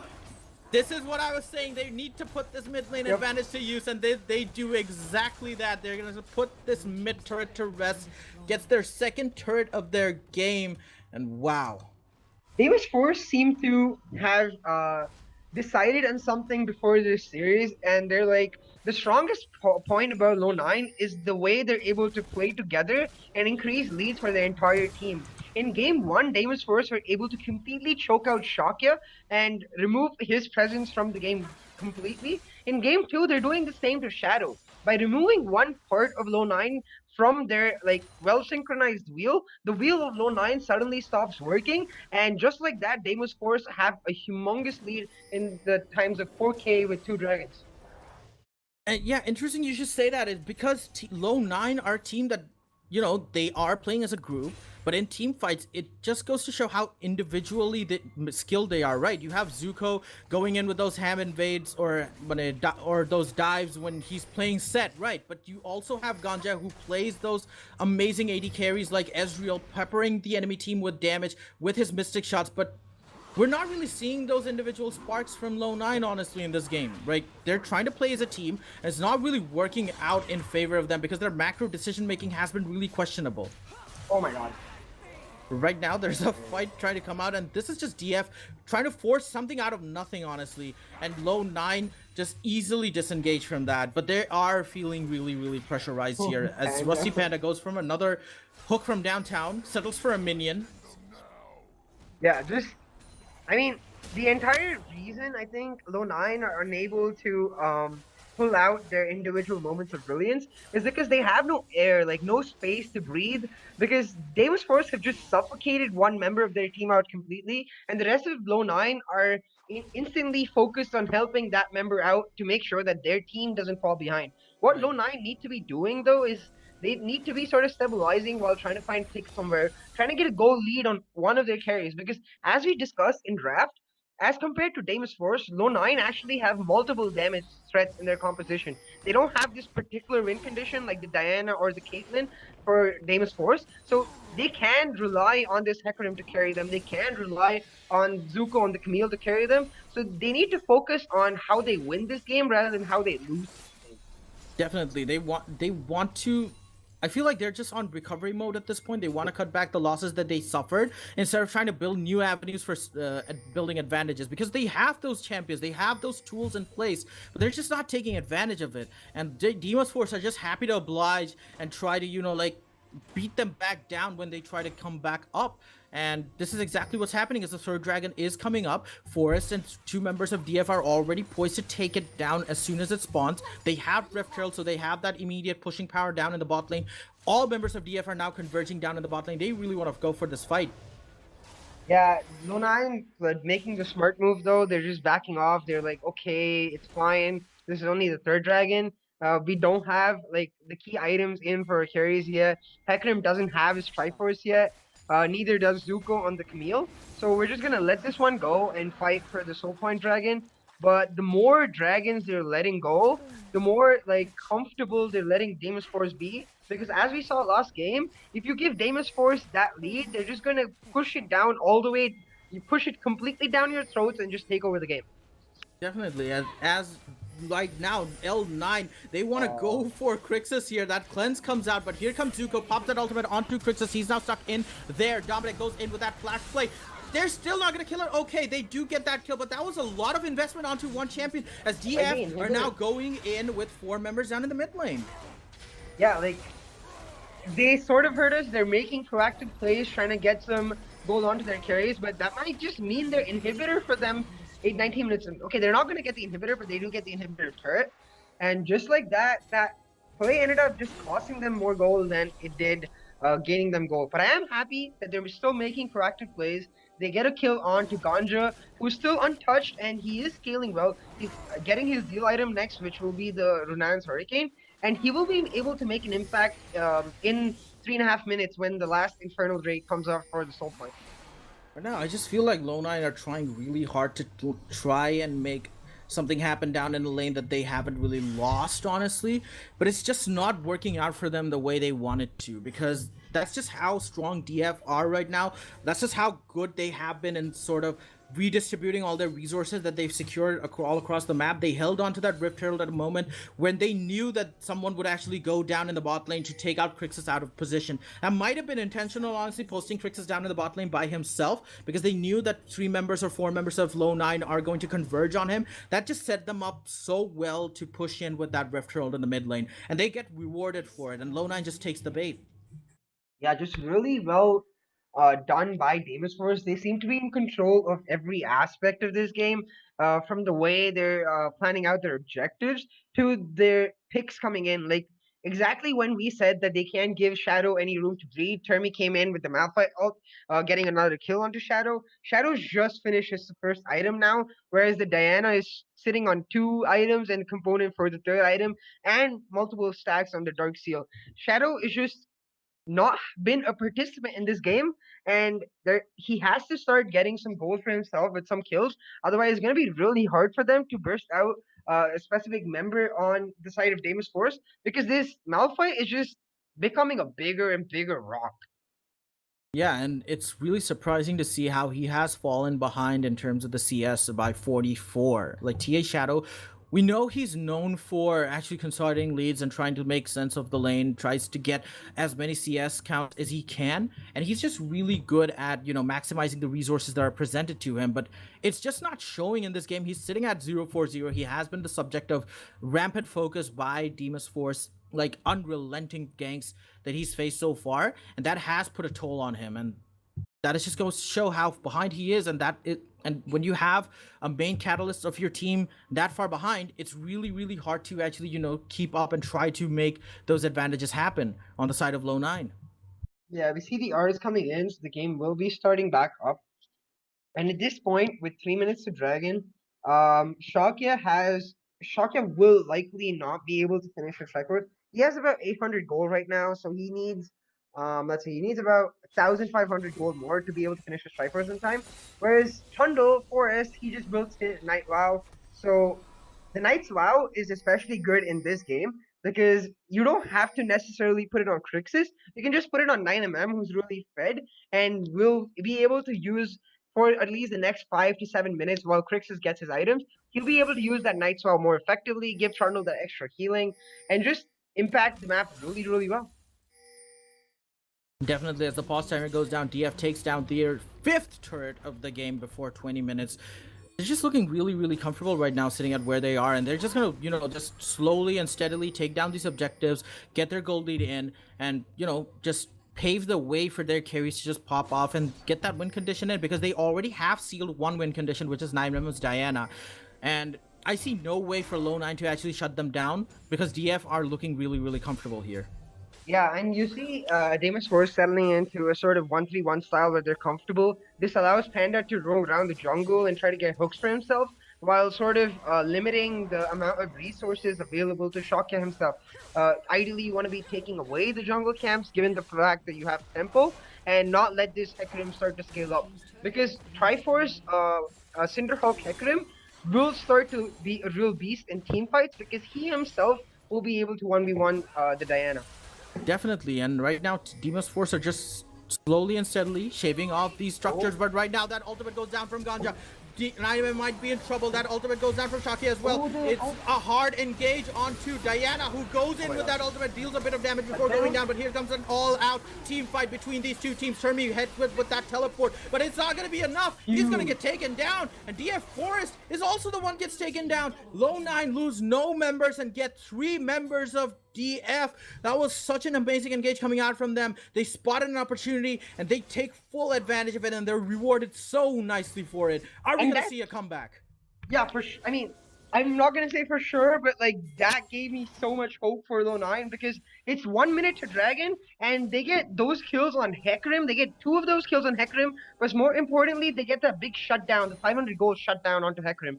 He will be able to finish his Triforce for Dragon for sure. He has about 2k gold in his pocket, and yeah, he just goes back, gets his Triforce, and this Hecarim will be a force to reckon with in the Dragon fight coming up. Combined with the brilliant arrows coming through from Ganja, Lone look like they actually have a chance in this game.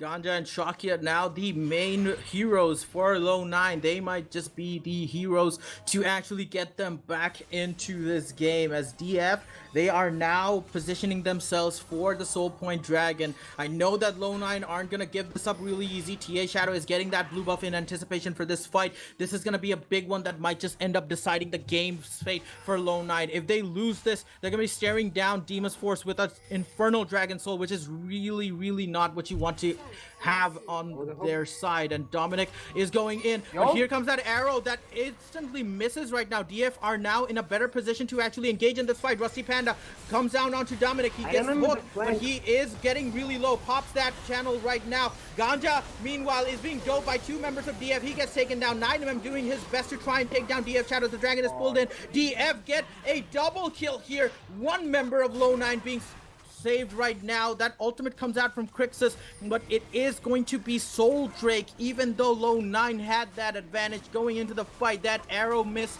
proved to be really costly. As right now, Deimos Force are in the driving seat. They're gonna get that one down, but 9mm here comes with the teleport. He wants to go for TA Shadow. Is he gonna go for it? TA Shadow trying his best to kite down 9mm. He's probably gonna fizzle out this chase, but wow. Yeah, that was brilliantly played by 9mm. He using his champion to the utmost of her abilities. He Qs the dragon, so the dragon gets a Moonlight stack, and then he E's to the dragon, so his E's reset, therefore instantly letting him E to the middle of the fight and get that massive 3-man ultimate out. Right now, DF wanted to actually take that Baron, but they opt to back off, sensing the fact that Zuko was there. Zuko now goes onto 9mm. That might not be the best of decisions. Going in all members of DF like that. Shakia tries to come in and deal as much damage as he can. This is looking like a throwaway fight from LowNine, honestly. Here comes Termi with that ultimate. DF are just going to slowly consolidate this right now. TA Shadow wanted to go in, but just instantly gets taken down. But right now, Ganja peppering in with shots. But here comes Crixus sniping all members of LowNine. Misses the Q, but still, Tariq is there to pick it up as they now get a really comfortable Baron. 16-8, 4k gold lead. This is looking DF's game to lose at this point. Yeah, for sure. Like, especially with Baron and Infernal Soul, that engage was just a little bit unsynchronized by the side of LowNine. Zuko went in a few seconds too early, and Shakia was forced to go in to help him out without his team being right there where they need him. While LowNine are not completely, like, I'd say it's a 90-10 chance that LowNine lose this game, like 90% favor to Deimos Force. There's still that 10% chance. They still can stabilize because they haven't really lost any inhibitor yet. And if they can somehow not lose the base in the next 5 minutes and try to make a push for the Elder Dragon, their team fight composition is actually decent. That Elder fight might just prove to be clutch for LowNine at this point, and that might be the only way they can claw themselves back into the game if they want to have any semblance of hope of actually doing so. Because right now, LowNine, even though they did get that fight down in the bottom lane where they had 3 members of DF down, DF, it really did not do a lot for LowNine in the sense that they couldn't really claw back in terms of the gold or the item advantage that DF has set up for themselves. And right now they're just clearing out the vision, waiting for any sort of pick that they can get, but they can just go in onto that open inhibitor, just try and rush it as fast as they can and still win out the fight. Yeah, that's all they really need to do, because if LowNine do try to contest the open inhibitor, they have the Malphite ultimate ready, they have the Diana ultimate ready, they have the Blitzcrank hook, so they definitely have the initiative, they have the agency here to take the initiative and decide where they're going to fight. For me, it's going to come down, I mean, you can see like how strong they rate the Diana, given the fact that if you look at the item composition, we see the Blitzcrank going for the Night's Vow. We Trundle already haven't gone for the Night's Vow, so there's going to be one Night's Vow purely for the mid-jungle duo and one Night's Vow for the AD carry. Right, Dominic tries his luck at trying to pick off anyone from the side of DF, honestly, as an arrow comes down from Ganja. It lands onto 9mm, not the best person Oh, to no. land it on, but Zuko tries to go in tow with Shakia. Yes, Shakia is Shakia. gonna get promptly taken down as Zuko is taken down really extremely low. Rusty Panda is in trouble with that Ignite taken down. He's gonna get taken down as well. Zuko goes in for that re-engage, but Crixus is untouched. He gets a triple kill, lands a lot of damage right now, and this might just be game here. Yeah, that's very likely game because Crixus, completely untouched, is alive and he's going to be able to melt down these structures. The TP coming in from Termi, that just guarantees this is definitely going to be game here. They're going to go for the end of the game. And Game 2-0. two. Game two going on to the side of DF. They did look a bit uncomposed in parts of the game, but they just Oh my God. reconstructed themselves. Panda. They composed themselves again. Panda gets another hook onto Dominic. He's just asserting himself as the better support in this particular game. And DF with another convincing win. Not as convincing as the first one, but still really good nonetheless. And it sets up for a really do or die situation for LowNine in game 3, because if they lose the entire tournament that they worked so hard to get to the finals of, and it's going to be a cracker of a game for that particular reason. Yeah, for sure. This is looking really, really dire for LowNine coming in. They need to enable Ganja. Ganja has been on the Ash both the games, and while his arrows have been on point, he's not really been able to impact the game in the way that we're used to seeing from Ganja, the way he did it against Excellences yesterday. They need him. They need to put him on something with a lot more like self peel and agency. Maybe the Ezreal, or Right. put more proactive sort of support duo where they're able to get more aggressive in the bot lane and get Ganja going. They just can't really seem to make these team compositions work, that they're, going in reserve. Like LowNine, they're just really trying to play it safe, and that amount of polish is just polishing out their individuality and uniqueness, right? And it just goes to show. It shows in their plays. They're not really comfortable playing these team compositions. They need to put themselves back on this back to the drawing board and try to figure out what worked from them in the past few games against these amazing teams that they've beaten so far, because DF are on that quality and they have that capability to actually beat out DF, provided that they play the best game. But DF, their macro game is so tight right now that there's no wiggle room for error for LowNine, so they really can't go for that insane push hard and try to fight rampantly playstyle that they're known for, because DF have their number at every single turn. And this just goes to show, because they just lost 2 games in a row. They need to get themselves back in game 3 or they lose the entire series. So not really the best of situations for LowNine, but not really over for them as well, because they have that sort of capacity to come back into it. Yeah, we're not going to count LowNine, partly because of the fact that they've been so dominant coming into the finals, but also because of the fact that as fans, we definitely want to see that reverse sweep 5th game coming in. So we'll see you guys in game 3 for 2-0 to Deimos Force.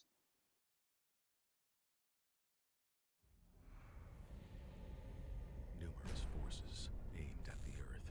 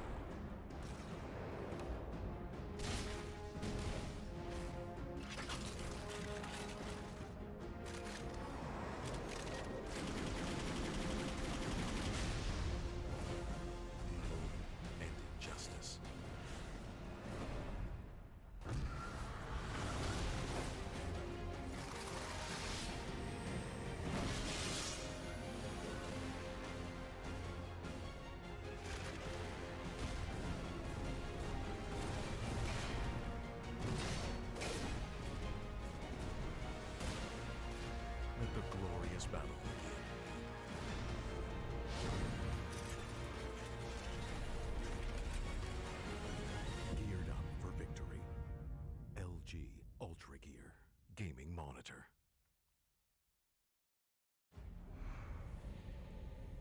Numerous forces aimed at the Earth.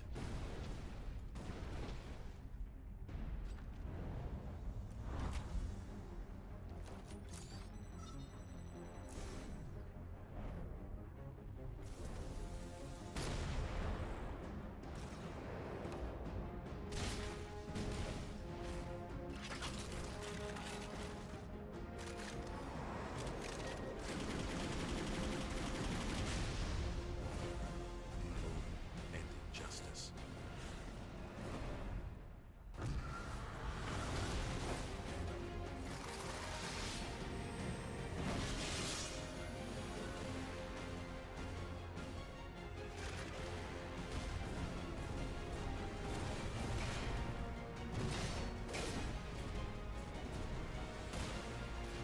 Let the glorious battle begin.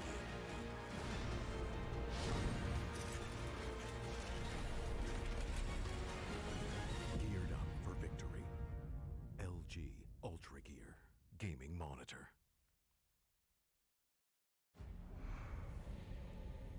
Numerous forces aimed at the Earth.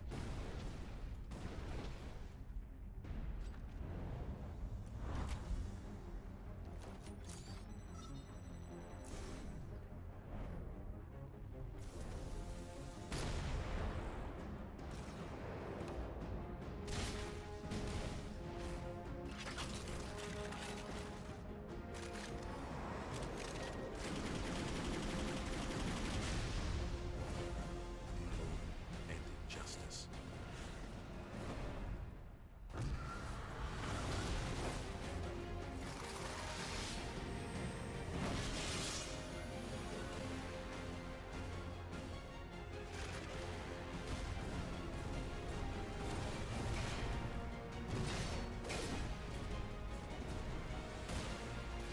Let the glorious battle begin.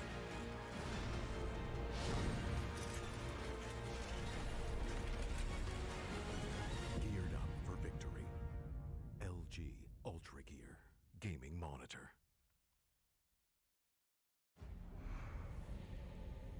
Numerous forces aimed at the Earth.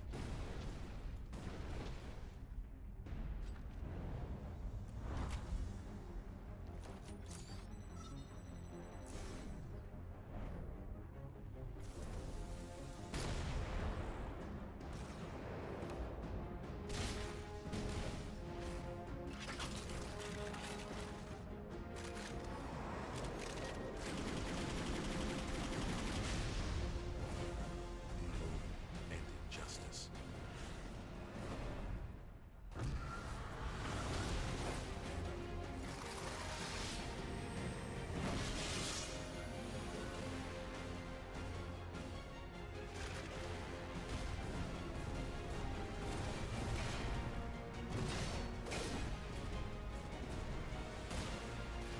Let the glorious battle begin.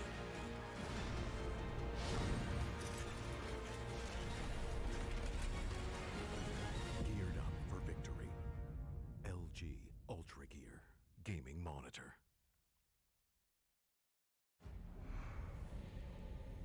Numerous forces aimed at the Earth.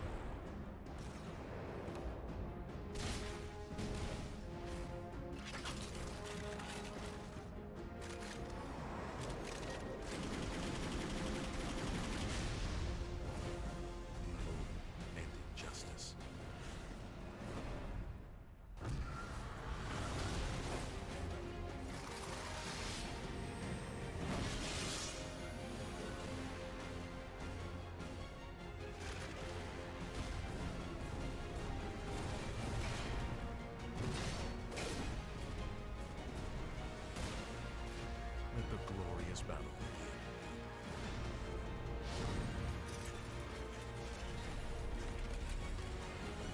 Geared up for victory. LG UltraGear gaming monitor.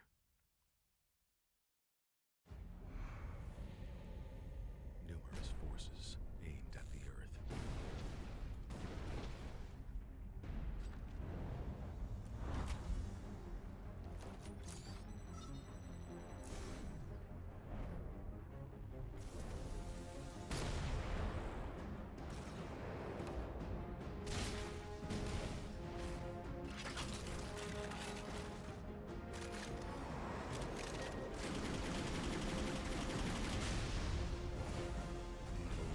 And injustice.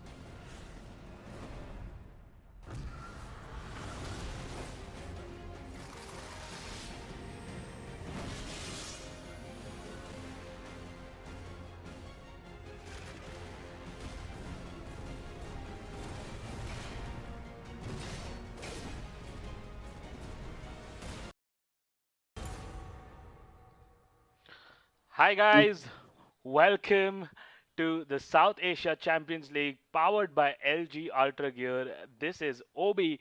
Joining me is my man Bishi, and we are in game 3 of the grand finals. Bishi, it feels good to be back to league, and it's been an interesting day today. What are your thoughts on that? Yeah, I mean, it's been an interesting day, but first of all, I'm excited to have you back on the cast. Our boy is just too busy doing other things, guys, so we could not see a lot of Obi in our tournament, but we have gotten him for the best game. Hopefully, the last game, maybe. Let's see. But yeah, I mean, it's been a crazy series, honestly. DF today, the way they've played against Vanguard, the way they're playing against LowNine, they're just looking like a different beast. Yes, granted, they did not have Forest in a lot of the previous matches, and I feel like with Forest, the communication is just crisp. Their team fighting, their picks, their style, it just looks like the old DF is back in form again. And for game 3, L9, man, they have had a lot of difficult game 1 and game 2. I want to see what they do for game 3, because they need to do something right here. They need to switch up the things. Dominic needs to step up like he did again in the semifinals, because Rusty Panda, up until now, has just played a phenomenal series, right? So I'm excited for game 3. I don't know if he'll get a reverse sweep or not, Obby, but let's move on and see what the picks and bans are going to be for this game. Yeah, definitely. And today, like I said before, Bishi, like when we were talking, I said today is the day of God Forest, and Forest has been showing up the semi-finals, the finals. He's been absolutely on a stomp today. And also, Crix's Termi is adapting so well to the top lane role. I'm quite surprised. His first game as an on, his second game as a Malphite. It's very unlike Termi to play those champions, but he's been excelling at them, and that's something which is really surprising and really nice to see. Savage is a very welcoming change in the DF roster. Him taking up the spot in mid means Tommy can go top, and the top was, I think, a place they were struggling with a bit, Yep. with constant swaps going around. But now it feels like they are finally there with the Tommy top, Savage mid. It's just the whole amalgamation, the whole team now moves like a machine, and it's a pleasure to watch. Yep, and for like literally 6 months and all the tournaments that DF have played, they've been memed around as being the second best team of South Asia, right, Obi? Because every tournament these guys come second.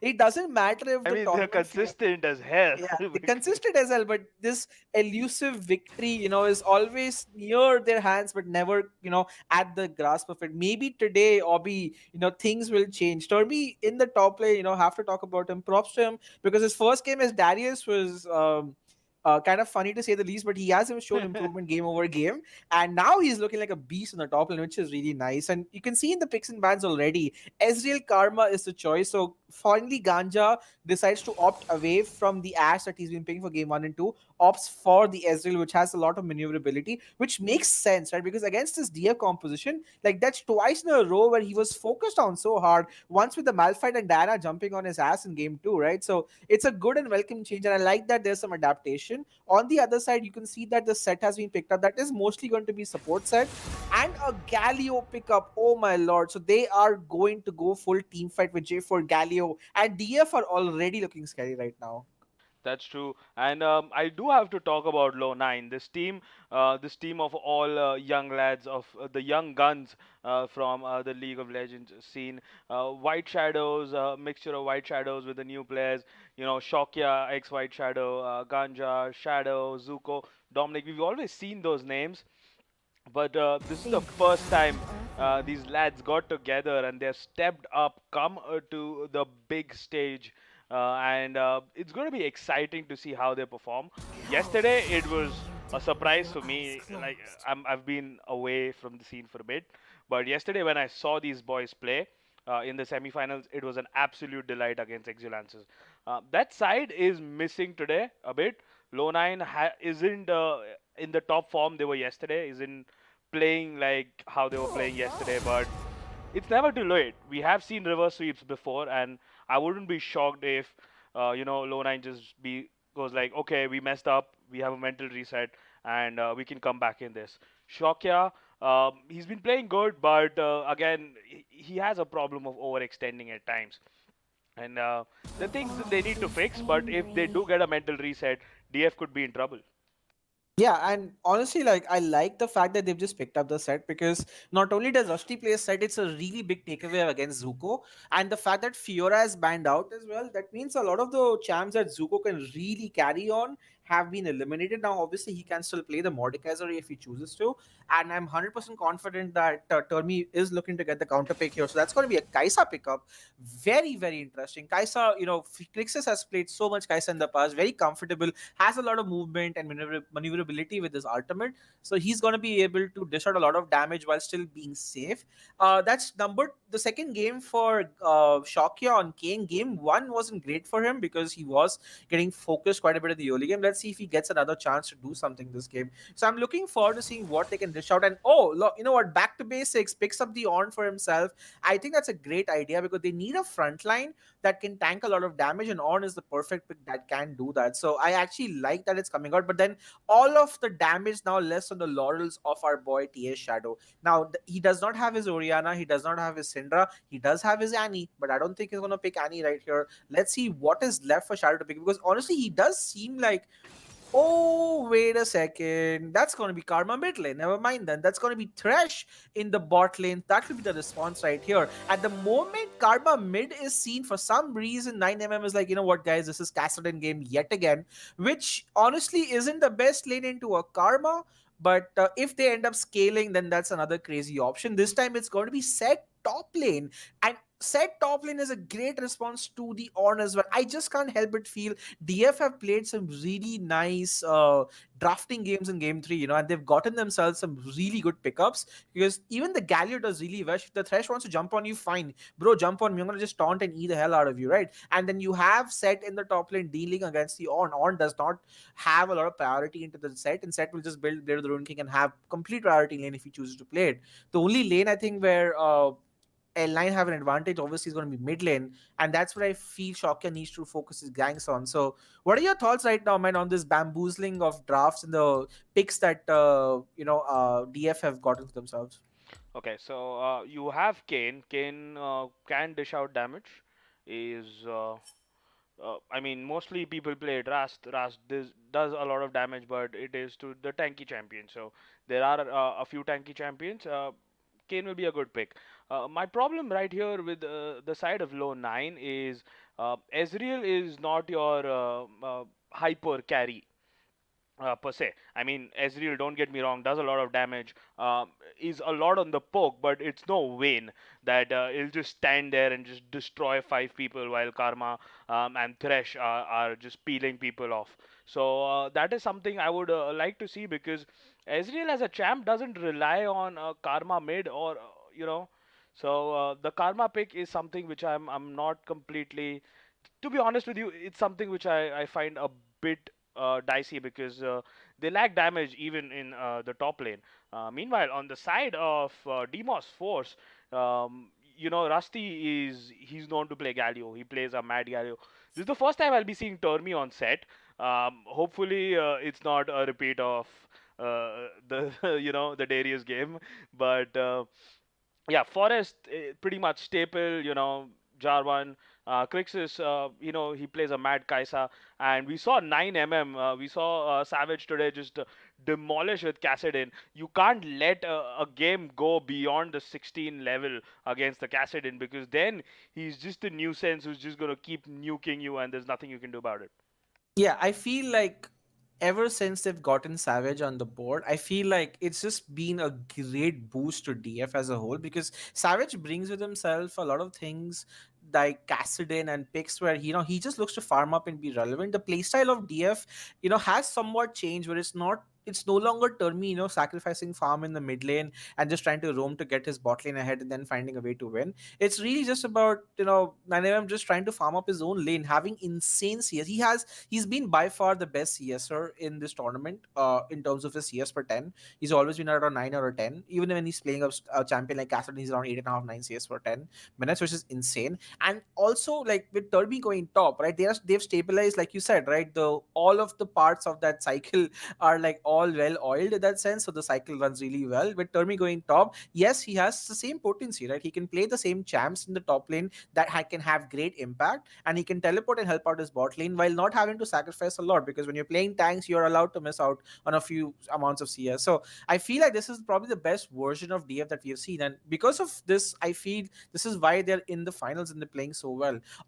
Do you feel, however, seeing that at the draft that blue team has concocted for themselves, I definitely feel that there is a significant lack of damage heading into mid to late game. Yes, Ezreal will be an insane amount of DPS, but beyond that, I'm not sure if Karma can dish out an insane amount of damage, and that's where my concern lies for this competition. However, I do feel that they're pretty good at poking Ezreal Karma. Even if they tend to end up sieging, it will be a little bit difficult for the Castellan to just hold that lane off. So early to mid game, I would definitely still give it over to LowNine, but overall, I feel like the damage might just be a bit lacking for the blue team. You see, that's what I feel as well, because Ezreal, right? It's not one of those early game champions. You need to let Ezreal scale also. You need to let him stack up his Seraph, and that's where, sorry, his Mana Mune to Muramana, and that's where his primary majority of damage comes from. But he, that's another problem. The moment you let it slip to late game, you have a risk of that Cassidin just going mad berserk. Kaisa can also push out a lot of damage late game, and that's where I am kind of very dicey about this comp. So let's take a look at the masteries, and do you notice something odd, something not from the usual, Bishi? Yeah, Halo Blades on the Kaisa is interesting. I'm not saying it's odd, but it's definitely something that will allow her to just take these short trades really well. If she ever gets hooked by someone or anything happens, she'll have enough DPS to do a lot of return damage. I also really like the fact that Ornn has opted for a spell book, which means that he will have the ability to change his summoner spells, get faster cooldowns on his flash and teleport. Because let's face it, he's not going to play grass procs into a conqueror set. It doesn't make any sense for him, and neither he's gonna like play aftershock in that lane, because it's really just for him it's about surviving, which I think Zuko is very good at. Like Zuko knows how to play on, he knows how to play set really well, so I'm sure he knows how to play this lane really well, and I'm gonna give him the credit to say that he's not going to lose lane and he's just going to be fine. But yeah, come mid game, if Karma gets at set ulted, and then when set ults and then there's a Galio to follow up, like you see the possibilities, right? It's not just the J4 Galio combination, it's also the set Galio combination. It's also Cassadin, going in on someone and then Galio following up. Like the amount of different types of engage that DF can bring to this table is kind of bonkers, but it's also about how well Shadow and Ganja can peel, which I think they can, because they have a Karma who can shield away and run away. They have an Ezreal who can E away as well. So it just depends on how well these two teams are playing. And in terms of form, Obi, I just have to still give it to DF. I feel they have a very decent chance of taking this and turning this into a 3-0 clean sweep. But if they don't win this game, then I can possibly see a resurgence from LowNine, right? Because then they will have the momentum swing, and you could potentially then see this go to maybe a 4 or a 5 game series. Yeah, I mean, definitely. So that's the thing. Um, like I said, this comp on paper makes LowNine look very weak, because I mean, if you had an Ash, uh, it would have still made sense with the Thresh and with the Karma, because you can protect, you can engage, and the Ash can just be protected and melt the entire team. We've seen Ash doing like insane amounts of damage, peeling off, kiting very well. But Ezreal, again, is not early game. You need to let it get online. DF won't have the time to it. On paper, DF looks phenomenal. Tormi as a set is one of the hardest engages you have in game. On top of that, you have Forest. Again, a very hard engage. You have Rusty, who can come on top of all of this, give you another huge knock up, mad engage, give you defense, and on top of it, Krix is on that Kaisa is just volatile. You can just run away, do a lot of things. Even after all of this, you can't finish the game. The game goes beyond the 16 level point.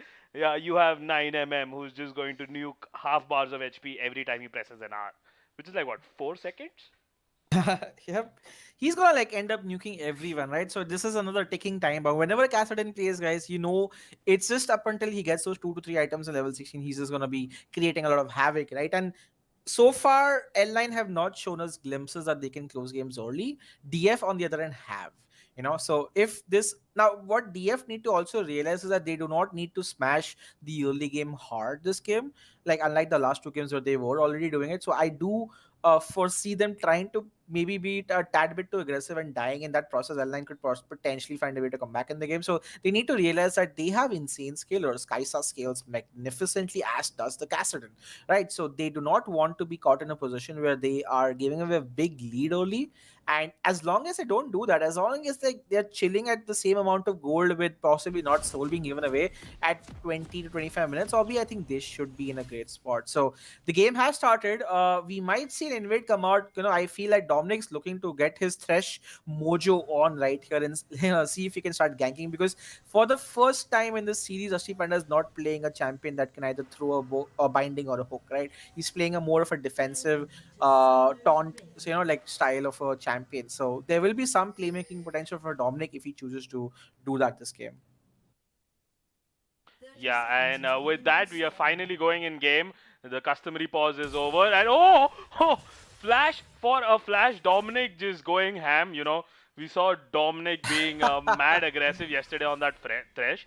He had like what, 80% hook conversion Insane, yesterday. insane, insane. So But then Rusty had that today. Rusty is on fire today. And yeah, he blows his flash, but look who has Hex Flash, Hobby. Because yeah, Rusty Panda, like, I have my fake flash up every 10 seconds. I can still use it if I want to. But I actually like the initiative from LowNine. They want to do something. I appreciate that. But both flashes being down for bot lane means playmaking potential does reduce a little bit. Kaisa should be fine. Exhaust on Ganja is also interesting because that's one way to potentially deal with the Kassadin. Oh, look at this hobby. They're looking for another sort of a cheeky poke battle. I love that Thresh Blossom skin, by the way. yep. And yeah, there's going to be some poke getting landed because that's going to happen. The hook also lands, but J4 should be able to get to his blue without much effort. So yeah, nice bit of effort right there from LowNine to do this, but it doesn't look like it yielded much benefit yet. So what do you think in this bot lane? Kaisa Galio versus the SDL Thresh. Who's going to have any sort of priority in this lane? Is it going to be like the Kaisa, or is it going to be the Ezreal? You can see already, right? Thresh is... I'm sorry that my headset died. I'm back. That's fine, that's fine. Huh. But yeah, like I was saying, uh, burning flash for flash was kind of good. That poke would mean that Forest will struggle to get his full clear because they did manage to take away some HP bar from Forest right there. True. I think your headset might have died again. Is it fine now? Yeah, now it's fine. Yeah, so like I said, it's gonna be a bit of a struggle for Forest to get the full clear. But there's one thing I wanted to ask, like, can Kane still do the no leash? Kane can still do the no leash and look like, like he is looking to opt for the blue cane because generally when you build, he might be opting for the red cane this time. Like in game one, he was opting for blue cane. I like that in this game he's going to opt for the red cane because he has Conqueror and he generally has started with a pot and not the rejuvenation bead. So this is going to be interesting to see how he can farm up. Yeah, the level advantage, the HP loss does affect him, but the Forest is able to just simply get to his red buff, get some HPs back, and is looking to gank the mid lane. I'm not sure if that's the right call, considering that Kassadin is just a sitting duck at this point. In the top side, however, we haven't spoken about this, but it looks like Ornn is in a great spot. He has a wave completely stuck on his side, and he's happy to just farm out and poke the set whenever he can. And the set is trying to do some return damage, but yeah, like, you know, Zuko with his knowledge of this matchup, I think is doing a decently good job so far. Let's see if he's able to keep that momentum up, though. And here you can see, Termi being a mid laner, sort of struggling with wave management up top. Top is one of the longer lanes, if you must. And the wave So in the management. mid lane, however, I'm seeing another fight happening, and it does look like the Kassadin is doing just dandy fine. Starts with a Doran shield, right? So it gives him a lot of HPs in the early game to survive, and he doesn't lose mana. Meanwhile, Zuko misses his E. He misses everything at the wrong possible time, and this could potentially be a flash from him. Does he flash the right time? Is the important thing. He does flash the right time. He does use W, but a brilliant W flash from Tomi. Oh, well played there. Zuko makes that mistake of engaging in, but Forest, man, he was there at the right time. Obi, he picks up, helps his top laner pick up a kill for himself. I told you, today is the day of God Forest, okay? You cannot mess with this guy. He's outperforming. He's playing so well today. And Tomi, with the W flash, he sort of invited Zuko right there.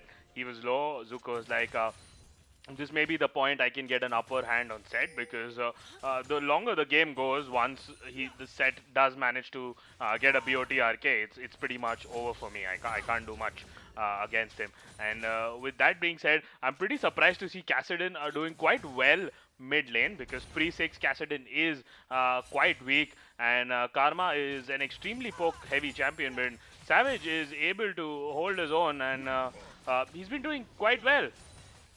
Yeah, Savage is able to hold his own, and also like the fact the moment Kane was Jafer was seen top, he got completely counter jungled on his blue side of the map. So a good response by LowNine right there to stop the J4 from farming more. Now it's gonna be Kane with a lot of EXP advantage. Granted, he does not get any stacks for his farm yet, but he's able to slow down the XP catch up right here, which I think is impressive. So at least the fact that they've been able to do that is good. Now, I'm not sure what Forest wants to do, but that's the thing with Forest, right? Forest doesn't really care about EXP when he's playing Darwin. Forest just wants to gank.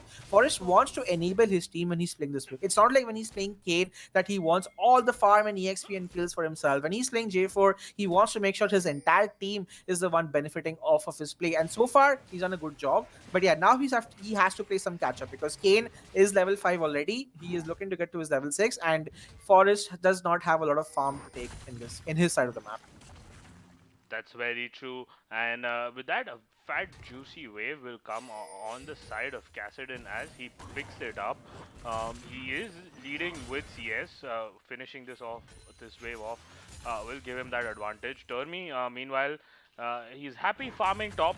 Zuko still has a minor lead, if you must, because On is just so beefy early game for it. Yeah, Zuko has not let that death deter him in the slightest. Meanwhile, we can see a fight happening. Dominic could be in trouble. The taunt has landed. There's a teleport. There's a lot of commitment for this dragon, but there's a teleport from Set as well. Termi and Zuko are both 5. It's a level 5 double teleport gang. Blue team gets the dragon, but at what cost? Oh my lord, the damage is huge. Kaisa, the recipient of the first kill right here. That's going to be a taunt. There's no flash on the Thresh anymore. Oh, it's a brilliant EQ by Forest. He gets Thresh. On the other side, Shadow's going to be in trouble, but Shadow survives. Level 6 on the Kassadin. Can he hit it? Yes, he can. He gets the kill. That's a 4 for 1 at the end of the day. That's a 3 for 1, I would say. And even though Dragon goes over to LowNine, Obi, it's actually DF who come out on top with this teamfight victory.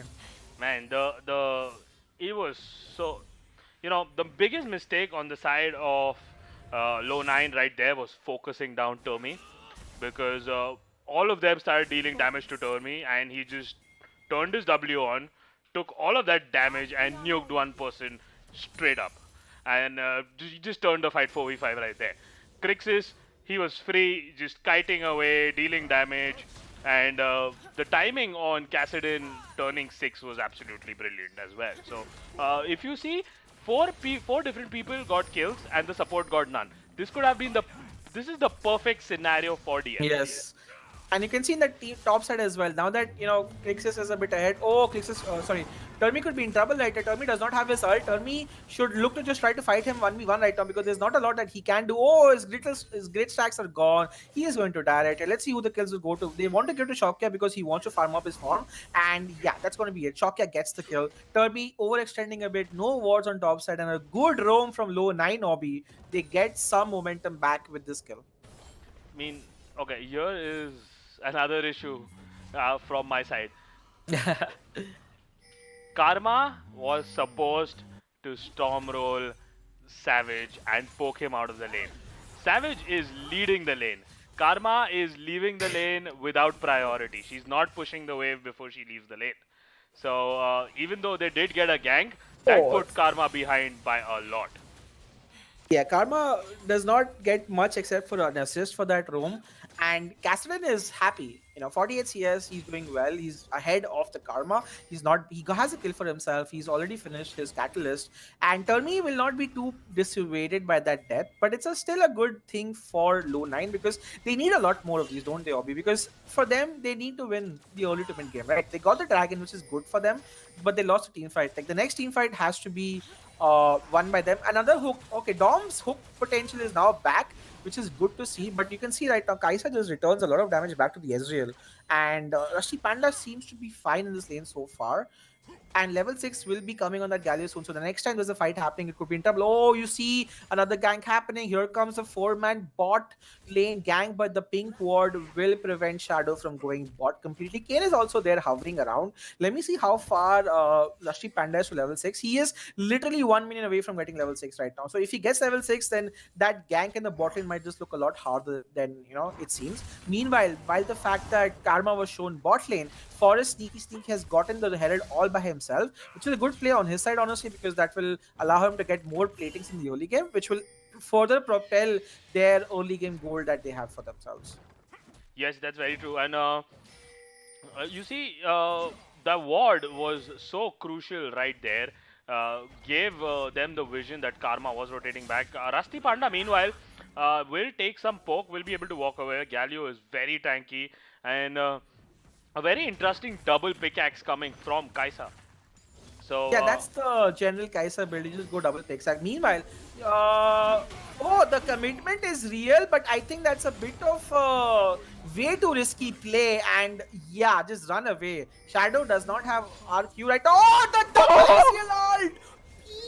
Beautifully played. Ganja is like, thank you very much for giving me those 2 kills. And suddenly out of nowhere, DF just go in and make a very over-aggressive play, which is what we spoke of in the early game, right?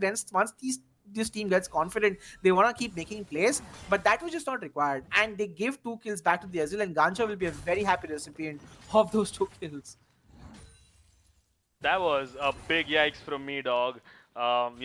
You never line up in front of an Ezreal, and that's why, kids, you never line up in front of an Ezreal. And that would be like, Ganja was struggling, and now he's ahead, and has a 200 gold bounty on him, just because he pressed 1R. So, Yeah. He picks up like 2 great kills and suddenly just goes ahead of the Kai'Sa. And now, with Dragon spawning in 6 seconds, there is no J4 ult, there is no Galio ult. And again, if DF need to win the eventual late game, they should just leave this Dragon up. But knowing DF, I don't think they will. Because they want to keep fighting every time. And Ornn has just walked down, right? Ornn is like, you know what? I am going to get this Dragon, even if it loses me some EXP in the top side. And if I was DF, I just let them do it. There's no point in fighting this. And yeah, smartly enough, DF realized that, okay, you know what, guys, no ultimates are up. Let's not force this. It's going to be fine. But what I fear right now is going to be a bot lane dive, which they have to be careful of because there is no Galio ulti. Crixus has his flash, but if people come bot in, it could be difficult and problematic. But never mind then. Forrest just uses his time to get some counter jungling going for himself, but he is spotted on a ward which he does not realize. So this could mean that Kane can potentially use that to his advantage, but it could also mean that Ornn and Karma can just collapse on him. So he has to be really careful to make sure that doesn't happen. He uses the Herald. Oh, interesting enough. He uses the Herald. That will take the top lane tower. That will definitely be first tower for BF. yeah, with that blue team's turret has been destroyed. DF does manage to get that first turret down. and bot they won't be able to trade that turret. Zuko, he'll be picking up that farm. Should be looking for a swap right now. They can easily, Okay, Yeah, so one more thing with an Ezreal is you expect the support to roam a lot and make plays mid, or in some cases even roam all the way up to the top. That is something which has been missing from Dominic, is what I feel. true. And it also like the fact that even though Zuko's farming like ahead of Termi is like 1200 gold ahead, 1300 gold ahead. So he has a huge advantage. Kassadin is like 500 gold ahead as well. It's only the AD carry position where after those double kills, where the lead is on Ganja over Crixus. But Ganja this game has played really well. He has basically farmed up, been relevant, and he's farming up towards his items as well. And once in the mid game with Ezreal 2 items, this is a great time for L9 to then make plays happen. Remember, guys, the soul deck is going to be the Cloud Drake, which in the hands of the Kassadin is like is crazy, right? Because he can just press R and run away, and then press R and press R again and again. The cooldowns are small as hell, so he has to basically they like DF have to make sure that they are getting all of these Cloud Drakes. But for the next 2 to 3 minutes, I do not envision any teamfight happening, Karan, because it does look like there's not a lot to do. And oh, never mind, Zuko is bot trying to see if there's some sort of a fight happening, but there doesn't seem to be any so far. And we are in that lull state right now, Obi, where teams are just looking to farm out because there's no objective to be taken.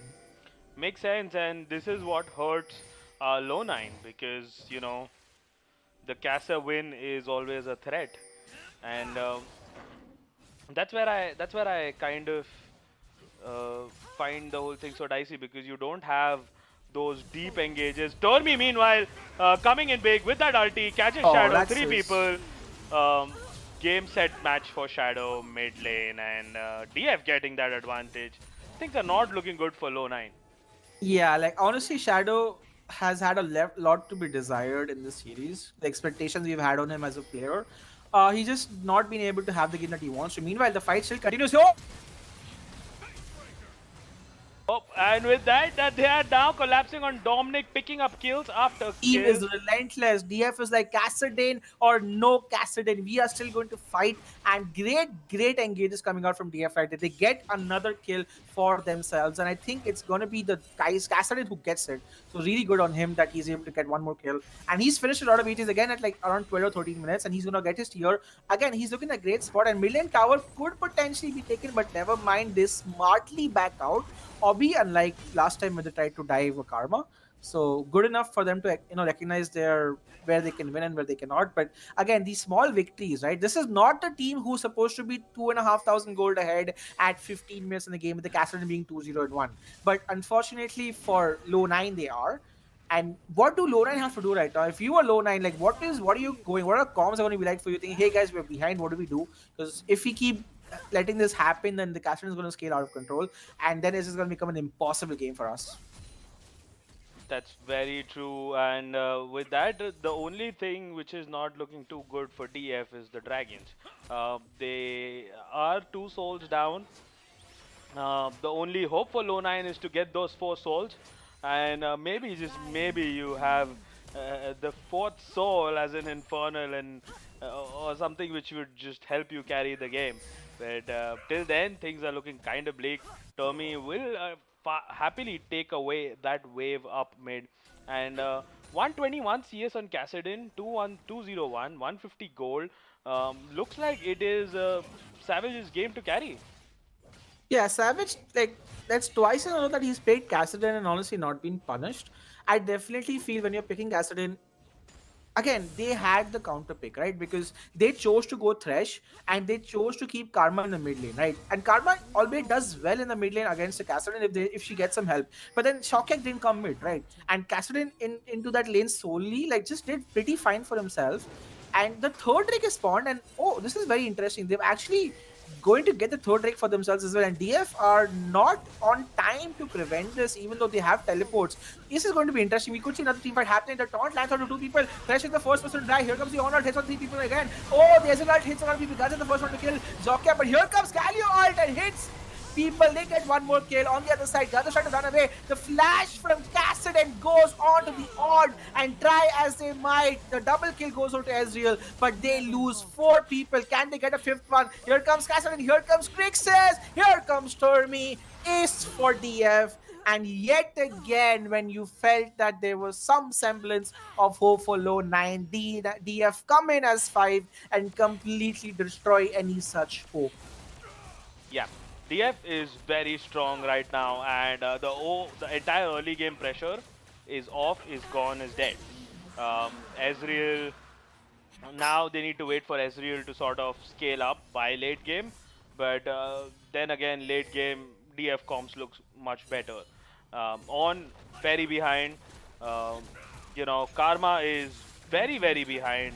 Uh, I don't see a scenario where LowNine could be able to fight out of this. I might be entirely wrong, but it doesn't seem plausible right now.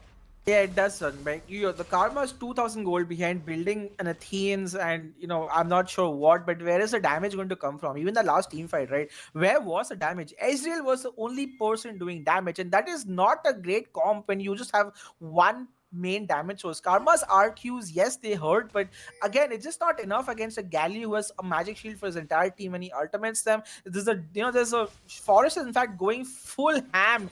He's gone like AD Jarvan. He just wants to kill people and he EQs. And Termi is just not dying in these team fights at all. So things are looking bleak for LowNine, and I feel we might not be seeing a game 3 the way this game is going, Obi. That's very true, Tony. He's caught me by surprise by a bit with that said. He's always waiting for the right time to use his W, always manages to get a huge poke, and the mistake LowNine also makes is they waste a lot of resources on Termi. Crixus, for the 5th fight in a row, has been just left. You know, he's just a Kai'Sa, standing on the side, happily ripping apart the entire enemy team when no one touches the Kai'Sa. Yeah, no one touches the Kaisa. Crixus is untouched. Crixus is going to go for his Rage Blade next. He's going to do a lot of damage, and the tiers are scaling, right? 327 and 252. So the next 4 minutes, those tiers, those Archangel Staffs and Mana Munes will turn into Seraphs and Munamara. So again, like there's a lot of damage output still left to come, and with 2 items completed on a lot of these players, and just 1.5 items on some of them on L9 side, like it's looking like an uphill task. Now, there's no other objective to be taken, so this is another time for LowNine to farm up and maybe look for catches. But again, we've just not seen enough from L9 right now to make us feel that, yeah, they are going to have a chance to come back. And on the other side, the whole of DF honestly have played brilliantly, right?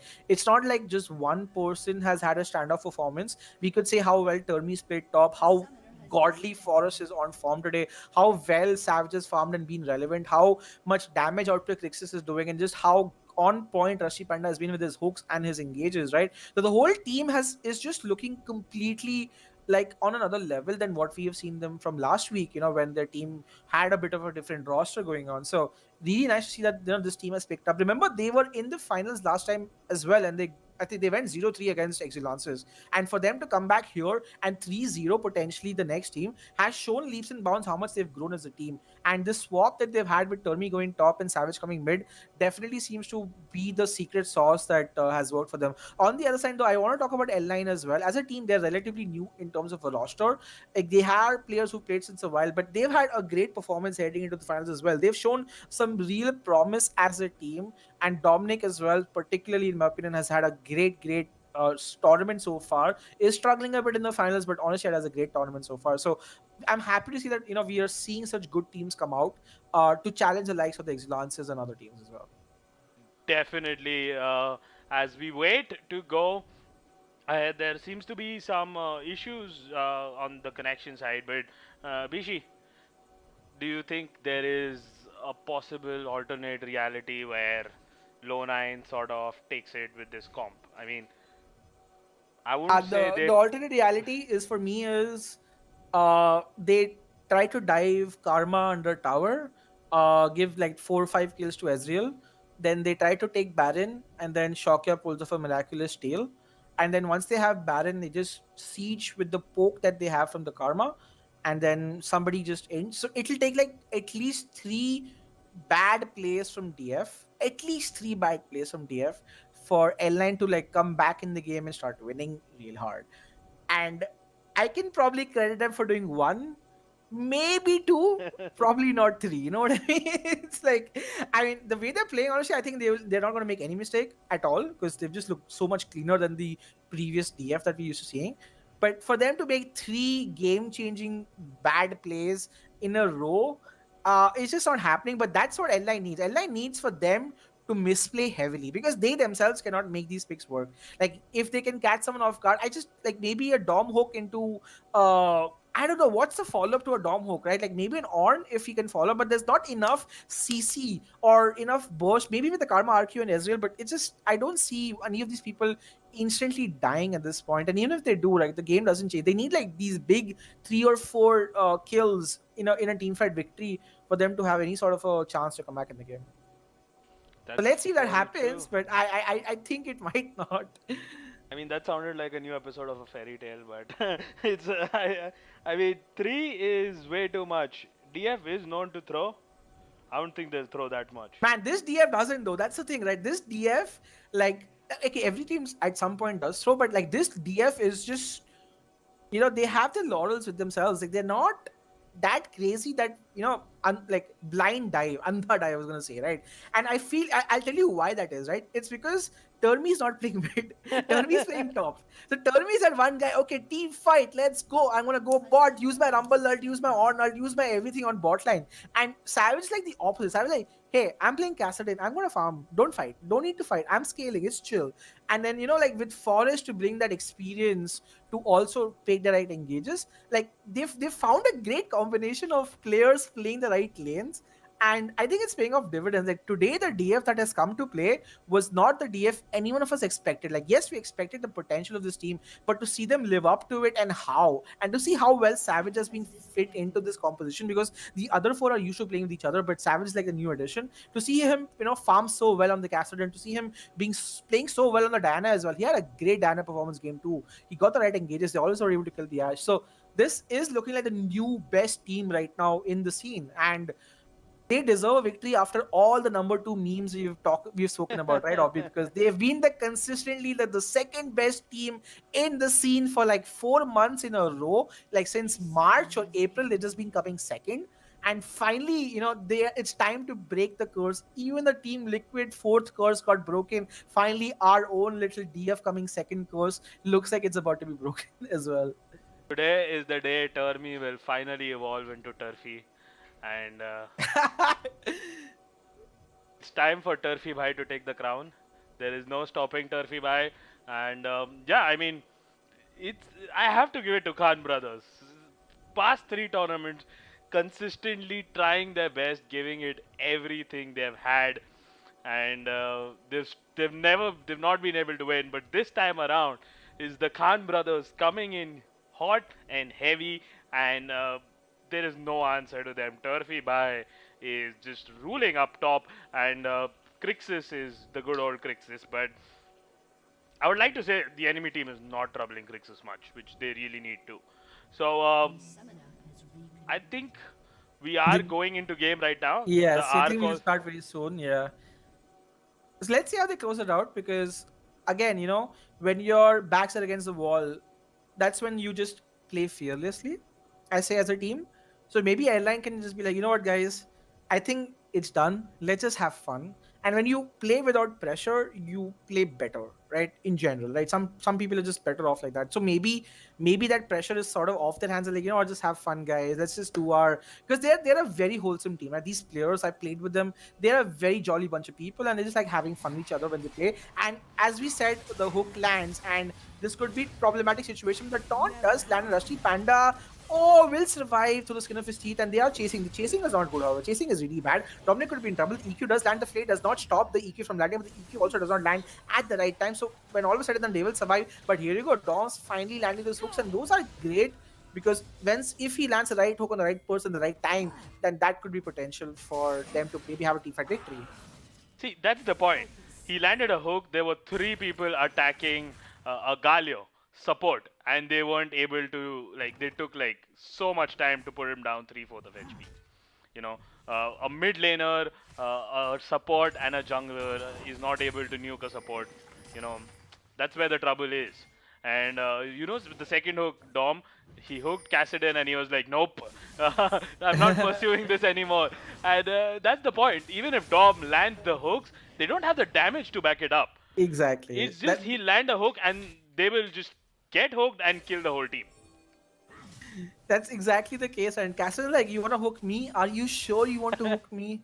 Are you really sure you want to hook me? And then Dom's like, you know what, guys? Never mind. Let me hook someone else. Let me hook Crixus if I can get him. That's the guy I want. That's the guy I want to kill right now. And the fact that if Rusty gets hooked, right, he can just taunt and buy a few seconds of important time is so like good for him, because that few couple of seconds can just mean, oh, he lands another hook. Can he taunt again? Yes, he taunts again. Can he survive again? No, he cannot. Okay, this time Rusty Panda actually will die. But here comes Caster, the ignite being used onto the Ezreal, and oh, Caster has to run away. The flash hook lands. Oh, the stun does land. Dominic does choose to take the hook, but look what happens when you hook a Cassidy. You become unstoppable, and INMM tries to come back again but doesn't choose to. And at the end of the day, it's still a 1-for-1, but Cassidy is a recipient of one of these kills. And I think Rusty is trying to just play a tad bit too aggressive, but even when he does that, Obby, DF still come out on top. I mean, it was just like Dominic landed in that hook, and he was like, "Yes, I've got a hook. I might be able to do in something."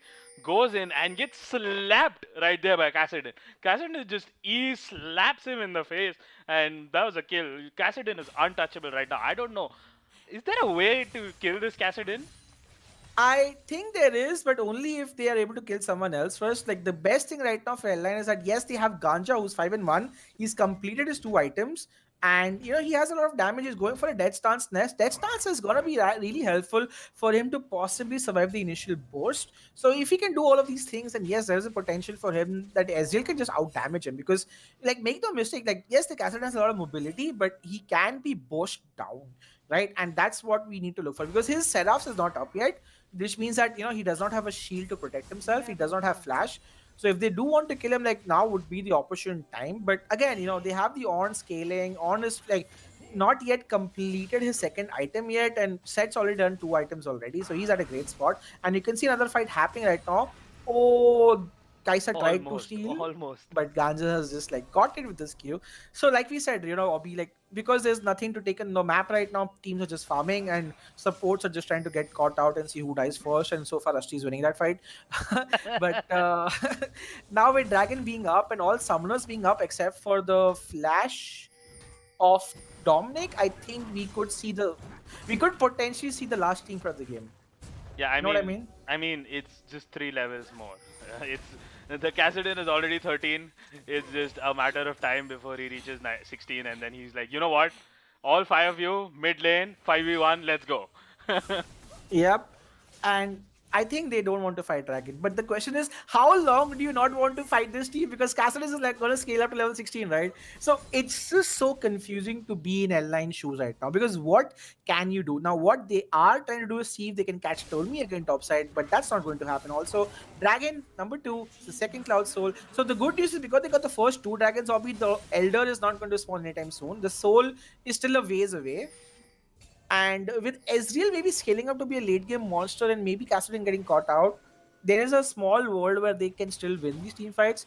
But I'm still not that confident. So let's see what the next play is, because 2 Cloud Souls already in the hands of DF, and with Cassidy looking to get his Lich Bane yet again, this is just one-shot territory for him right now, one combo territory rather.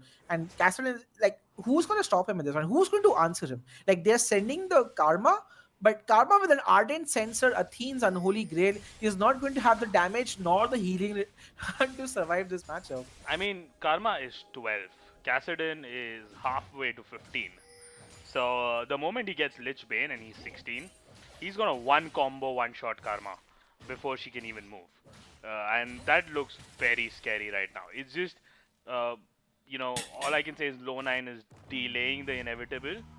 For them to win, DF really needs to force a Baron and lose the Baron and 5 people right there, which seems so hard right now. Yeah, he's finished his Seraph's upgrade, so his tears is fully stacked. Now he has a shield on top of all the damage that he's doing. He will have more survivability. And Death Stance is still not completed yet, but I like the fact that all of L9 have bought a lot of wards because they know the next fight is going to be at Baron, and possibly one of the best chances is to see if they can catch them off guard and when DF wants to do Baron, and then possibly try to steal it. So it's going to be up to our boy Shokya to see if he can do that, and it's also going to be up to Dominic to land some clutch hooks. Meanwhile, though, while that is happening, right? Kassadin is just gonna take the scuttle, sorry, take the bot lane farm, gonna just try to see whatever he can do, and there's gonna be no stop to this guy. Karma can't do anything at this point, so I they don't have to do Baron, honestly. They can just let the Kassadin scale to level 16, but they are keeping them here so that Kassadin can have the true 1v1 that he wants in the bot side. Also, what LowNine is actually lacking is items for that on to upgrade because they don't have the items. They've picked an on, and one of the major things with on is he can upgrade your items. So uh, I don't think there are like much items on can upgrade right now on the side of LowNine. He can get the Black Cleaver upgrade, but he needs to be level 14 to start doing that. They changed Hmm. Sean's abilities is that now at level 14 he can start upgrading someone else's items. So 14, 15, 16, 17 is when he can do that. He can also upgrade the Iceborne Gauntlet, which will give him more armor for the Ezreal. But yeah, the mid lane cannot be upgraded, neither can the support. But if Dominic goes for Redemption, then yeah, potentially he can be looked to upgrade that. And you can see already Exhaust being used from Summoner's Spellbook. Zuko is the one that will be sent to remain bot, which I think is fine because he's their best option to tank, right? Because Karma will just be a sitting duck in front of Aspen. I And mean, Shadow Flash away the ward down. He does get EQ'd. He gets caught out right here. Has to flash away. The taunt does not land, mind you, but the Q does land and the damage does land and Shadow goes down. Meanwhile, Turnme gets ulted by Cade and Turnme's like, you know what? You ulted me, fine. I'm gonna flash away and run away like as well. On ult hits two other people. That's actually a great hook, but here comes Galio. Oh, here comes the Galio ult as well. Oh, he lands the Galio ult. He's supposed to run away. Forrest will die in the process, but here comes Kassadin. Kassadin wants to get the kill. Kassadin gets the kill onto Ezreal. The main damage source of LowNine is dead, and this is the team fight. Again, how will they win when you have no damage? Triple kill on the Kassadin. Can he get a quadra? No, he cannot because Crixus gets the ace. And this looks like it will be game right here for Deimos Force Karan. that is game set match. Kassadin, he just came in late in the fight and he nuked everybody. Kassa win is a thing, boys. You either counter him hard or you just ban him if you can't play against him because now at 16 he's untouchable. He's a god. And Yeah, he's 804. Like it's crazy how far ahead he is at this point. that is 200 years of combined experience coming right there in terms of balancing. But they should be able to take this Baron comfortably and should be looking to close this game pretty soon. I don't think there's much LowNine can do. We saw they had like zero damage that fight. Yeah, like they had Ezreal doing damage, but then Cash just flashed on the Ezreal and killed him. He's like, I know you are like the only threat. Let me just get rid of you first, and then let me kill the rest because the rest is going to be easy. Oh, they want to take a fight happening and they are able to taunt, but look at how tanky Galio is. Can they actually kill him? You know what? They leave him to die. They're like, you know what, Rusty, enough is enough. We are going to run away because we have Baron. It doesn't matter if you want to fight or not. And this could potentially mean Dragon number 3 going over to LowNine, which is a small victory in this war that they're I'm losing. not sure. Kassadin is coming down.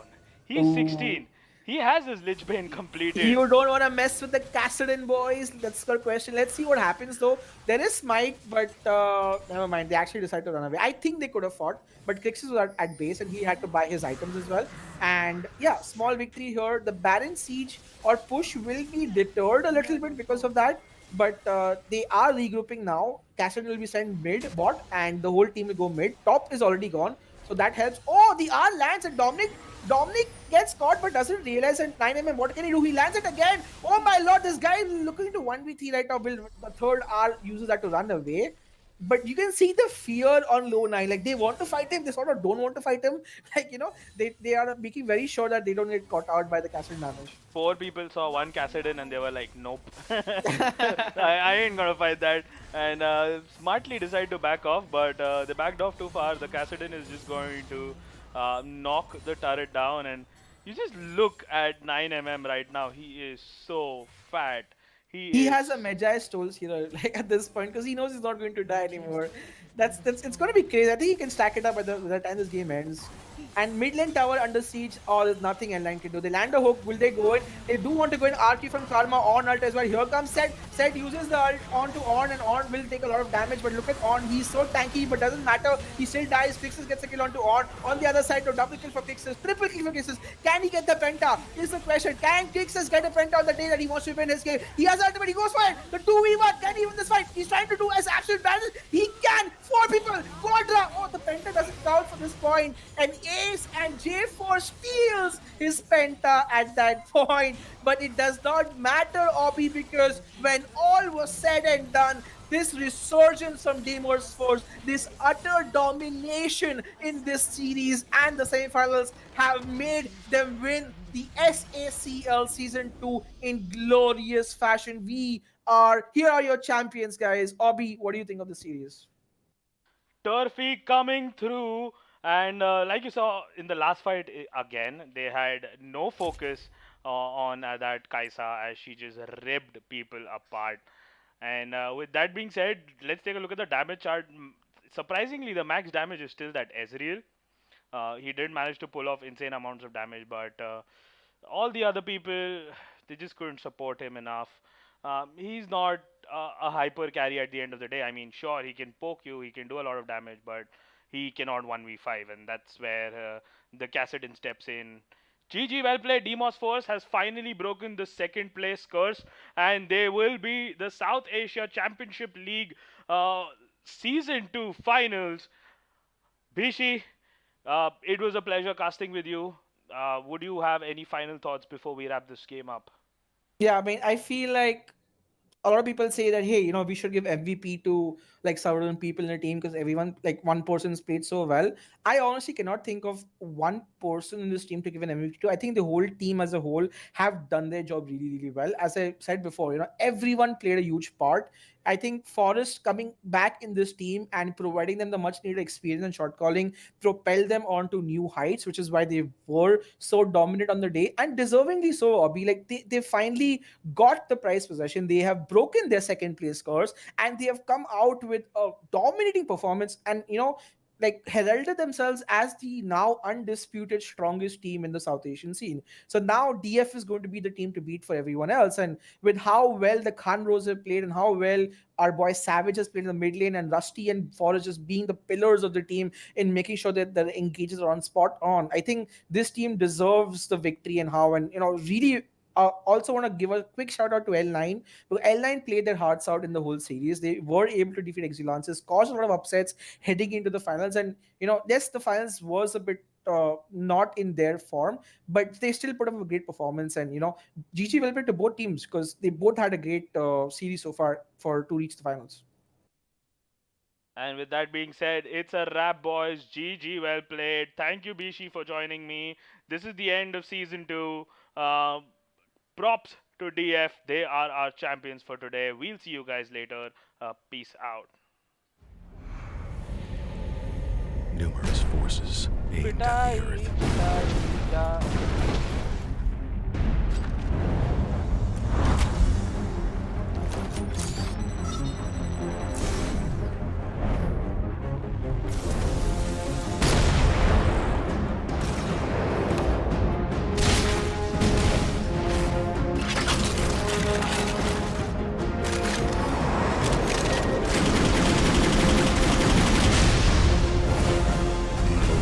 And injustice.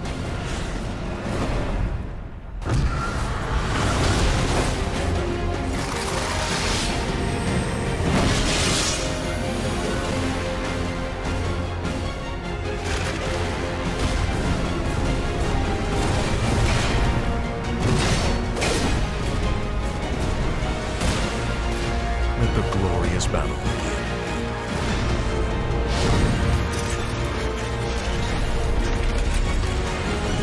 Geared up for victory.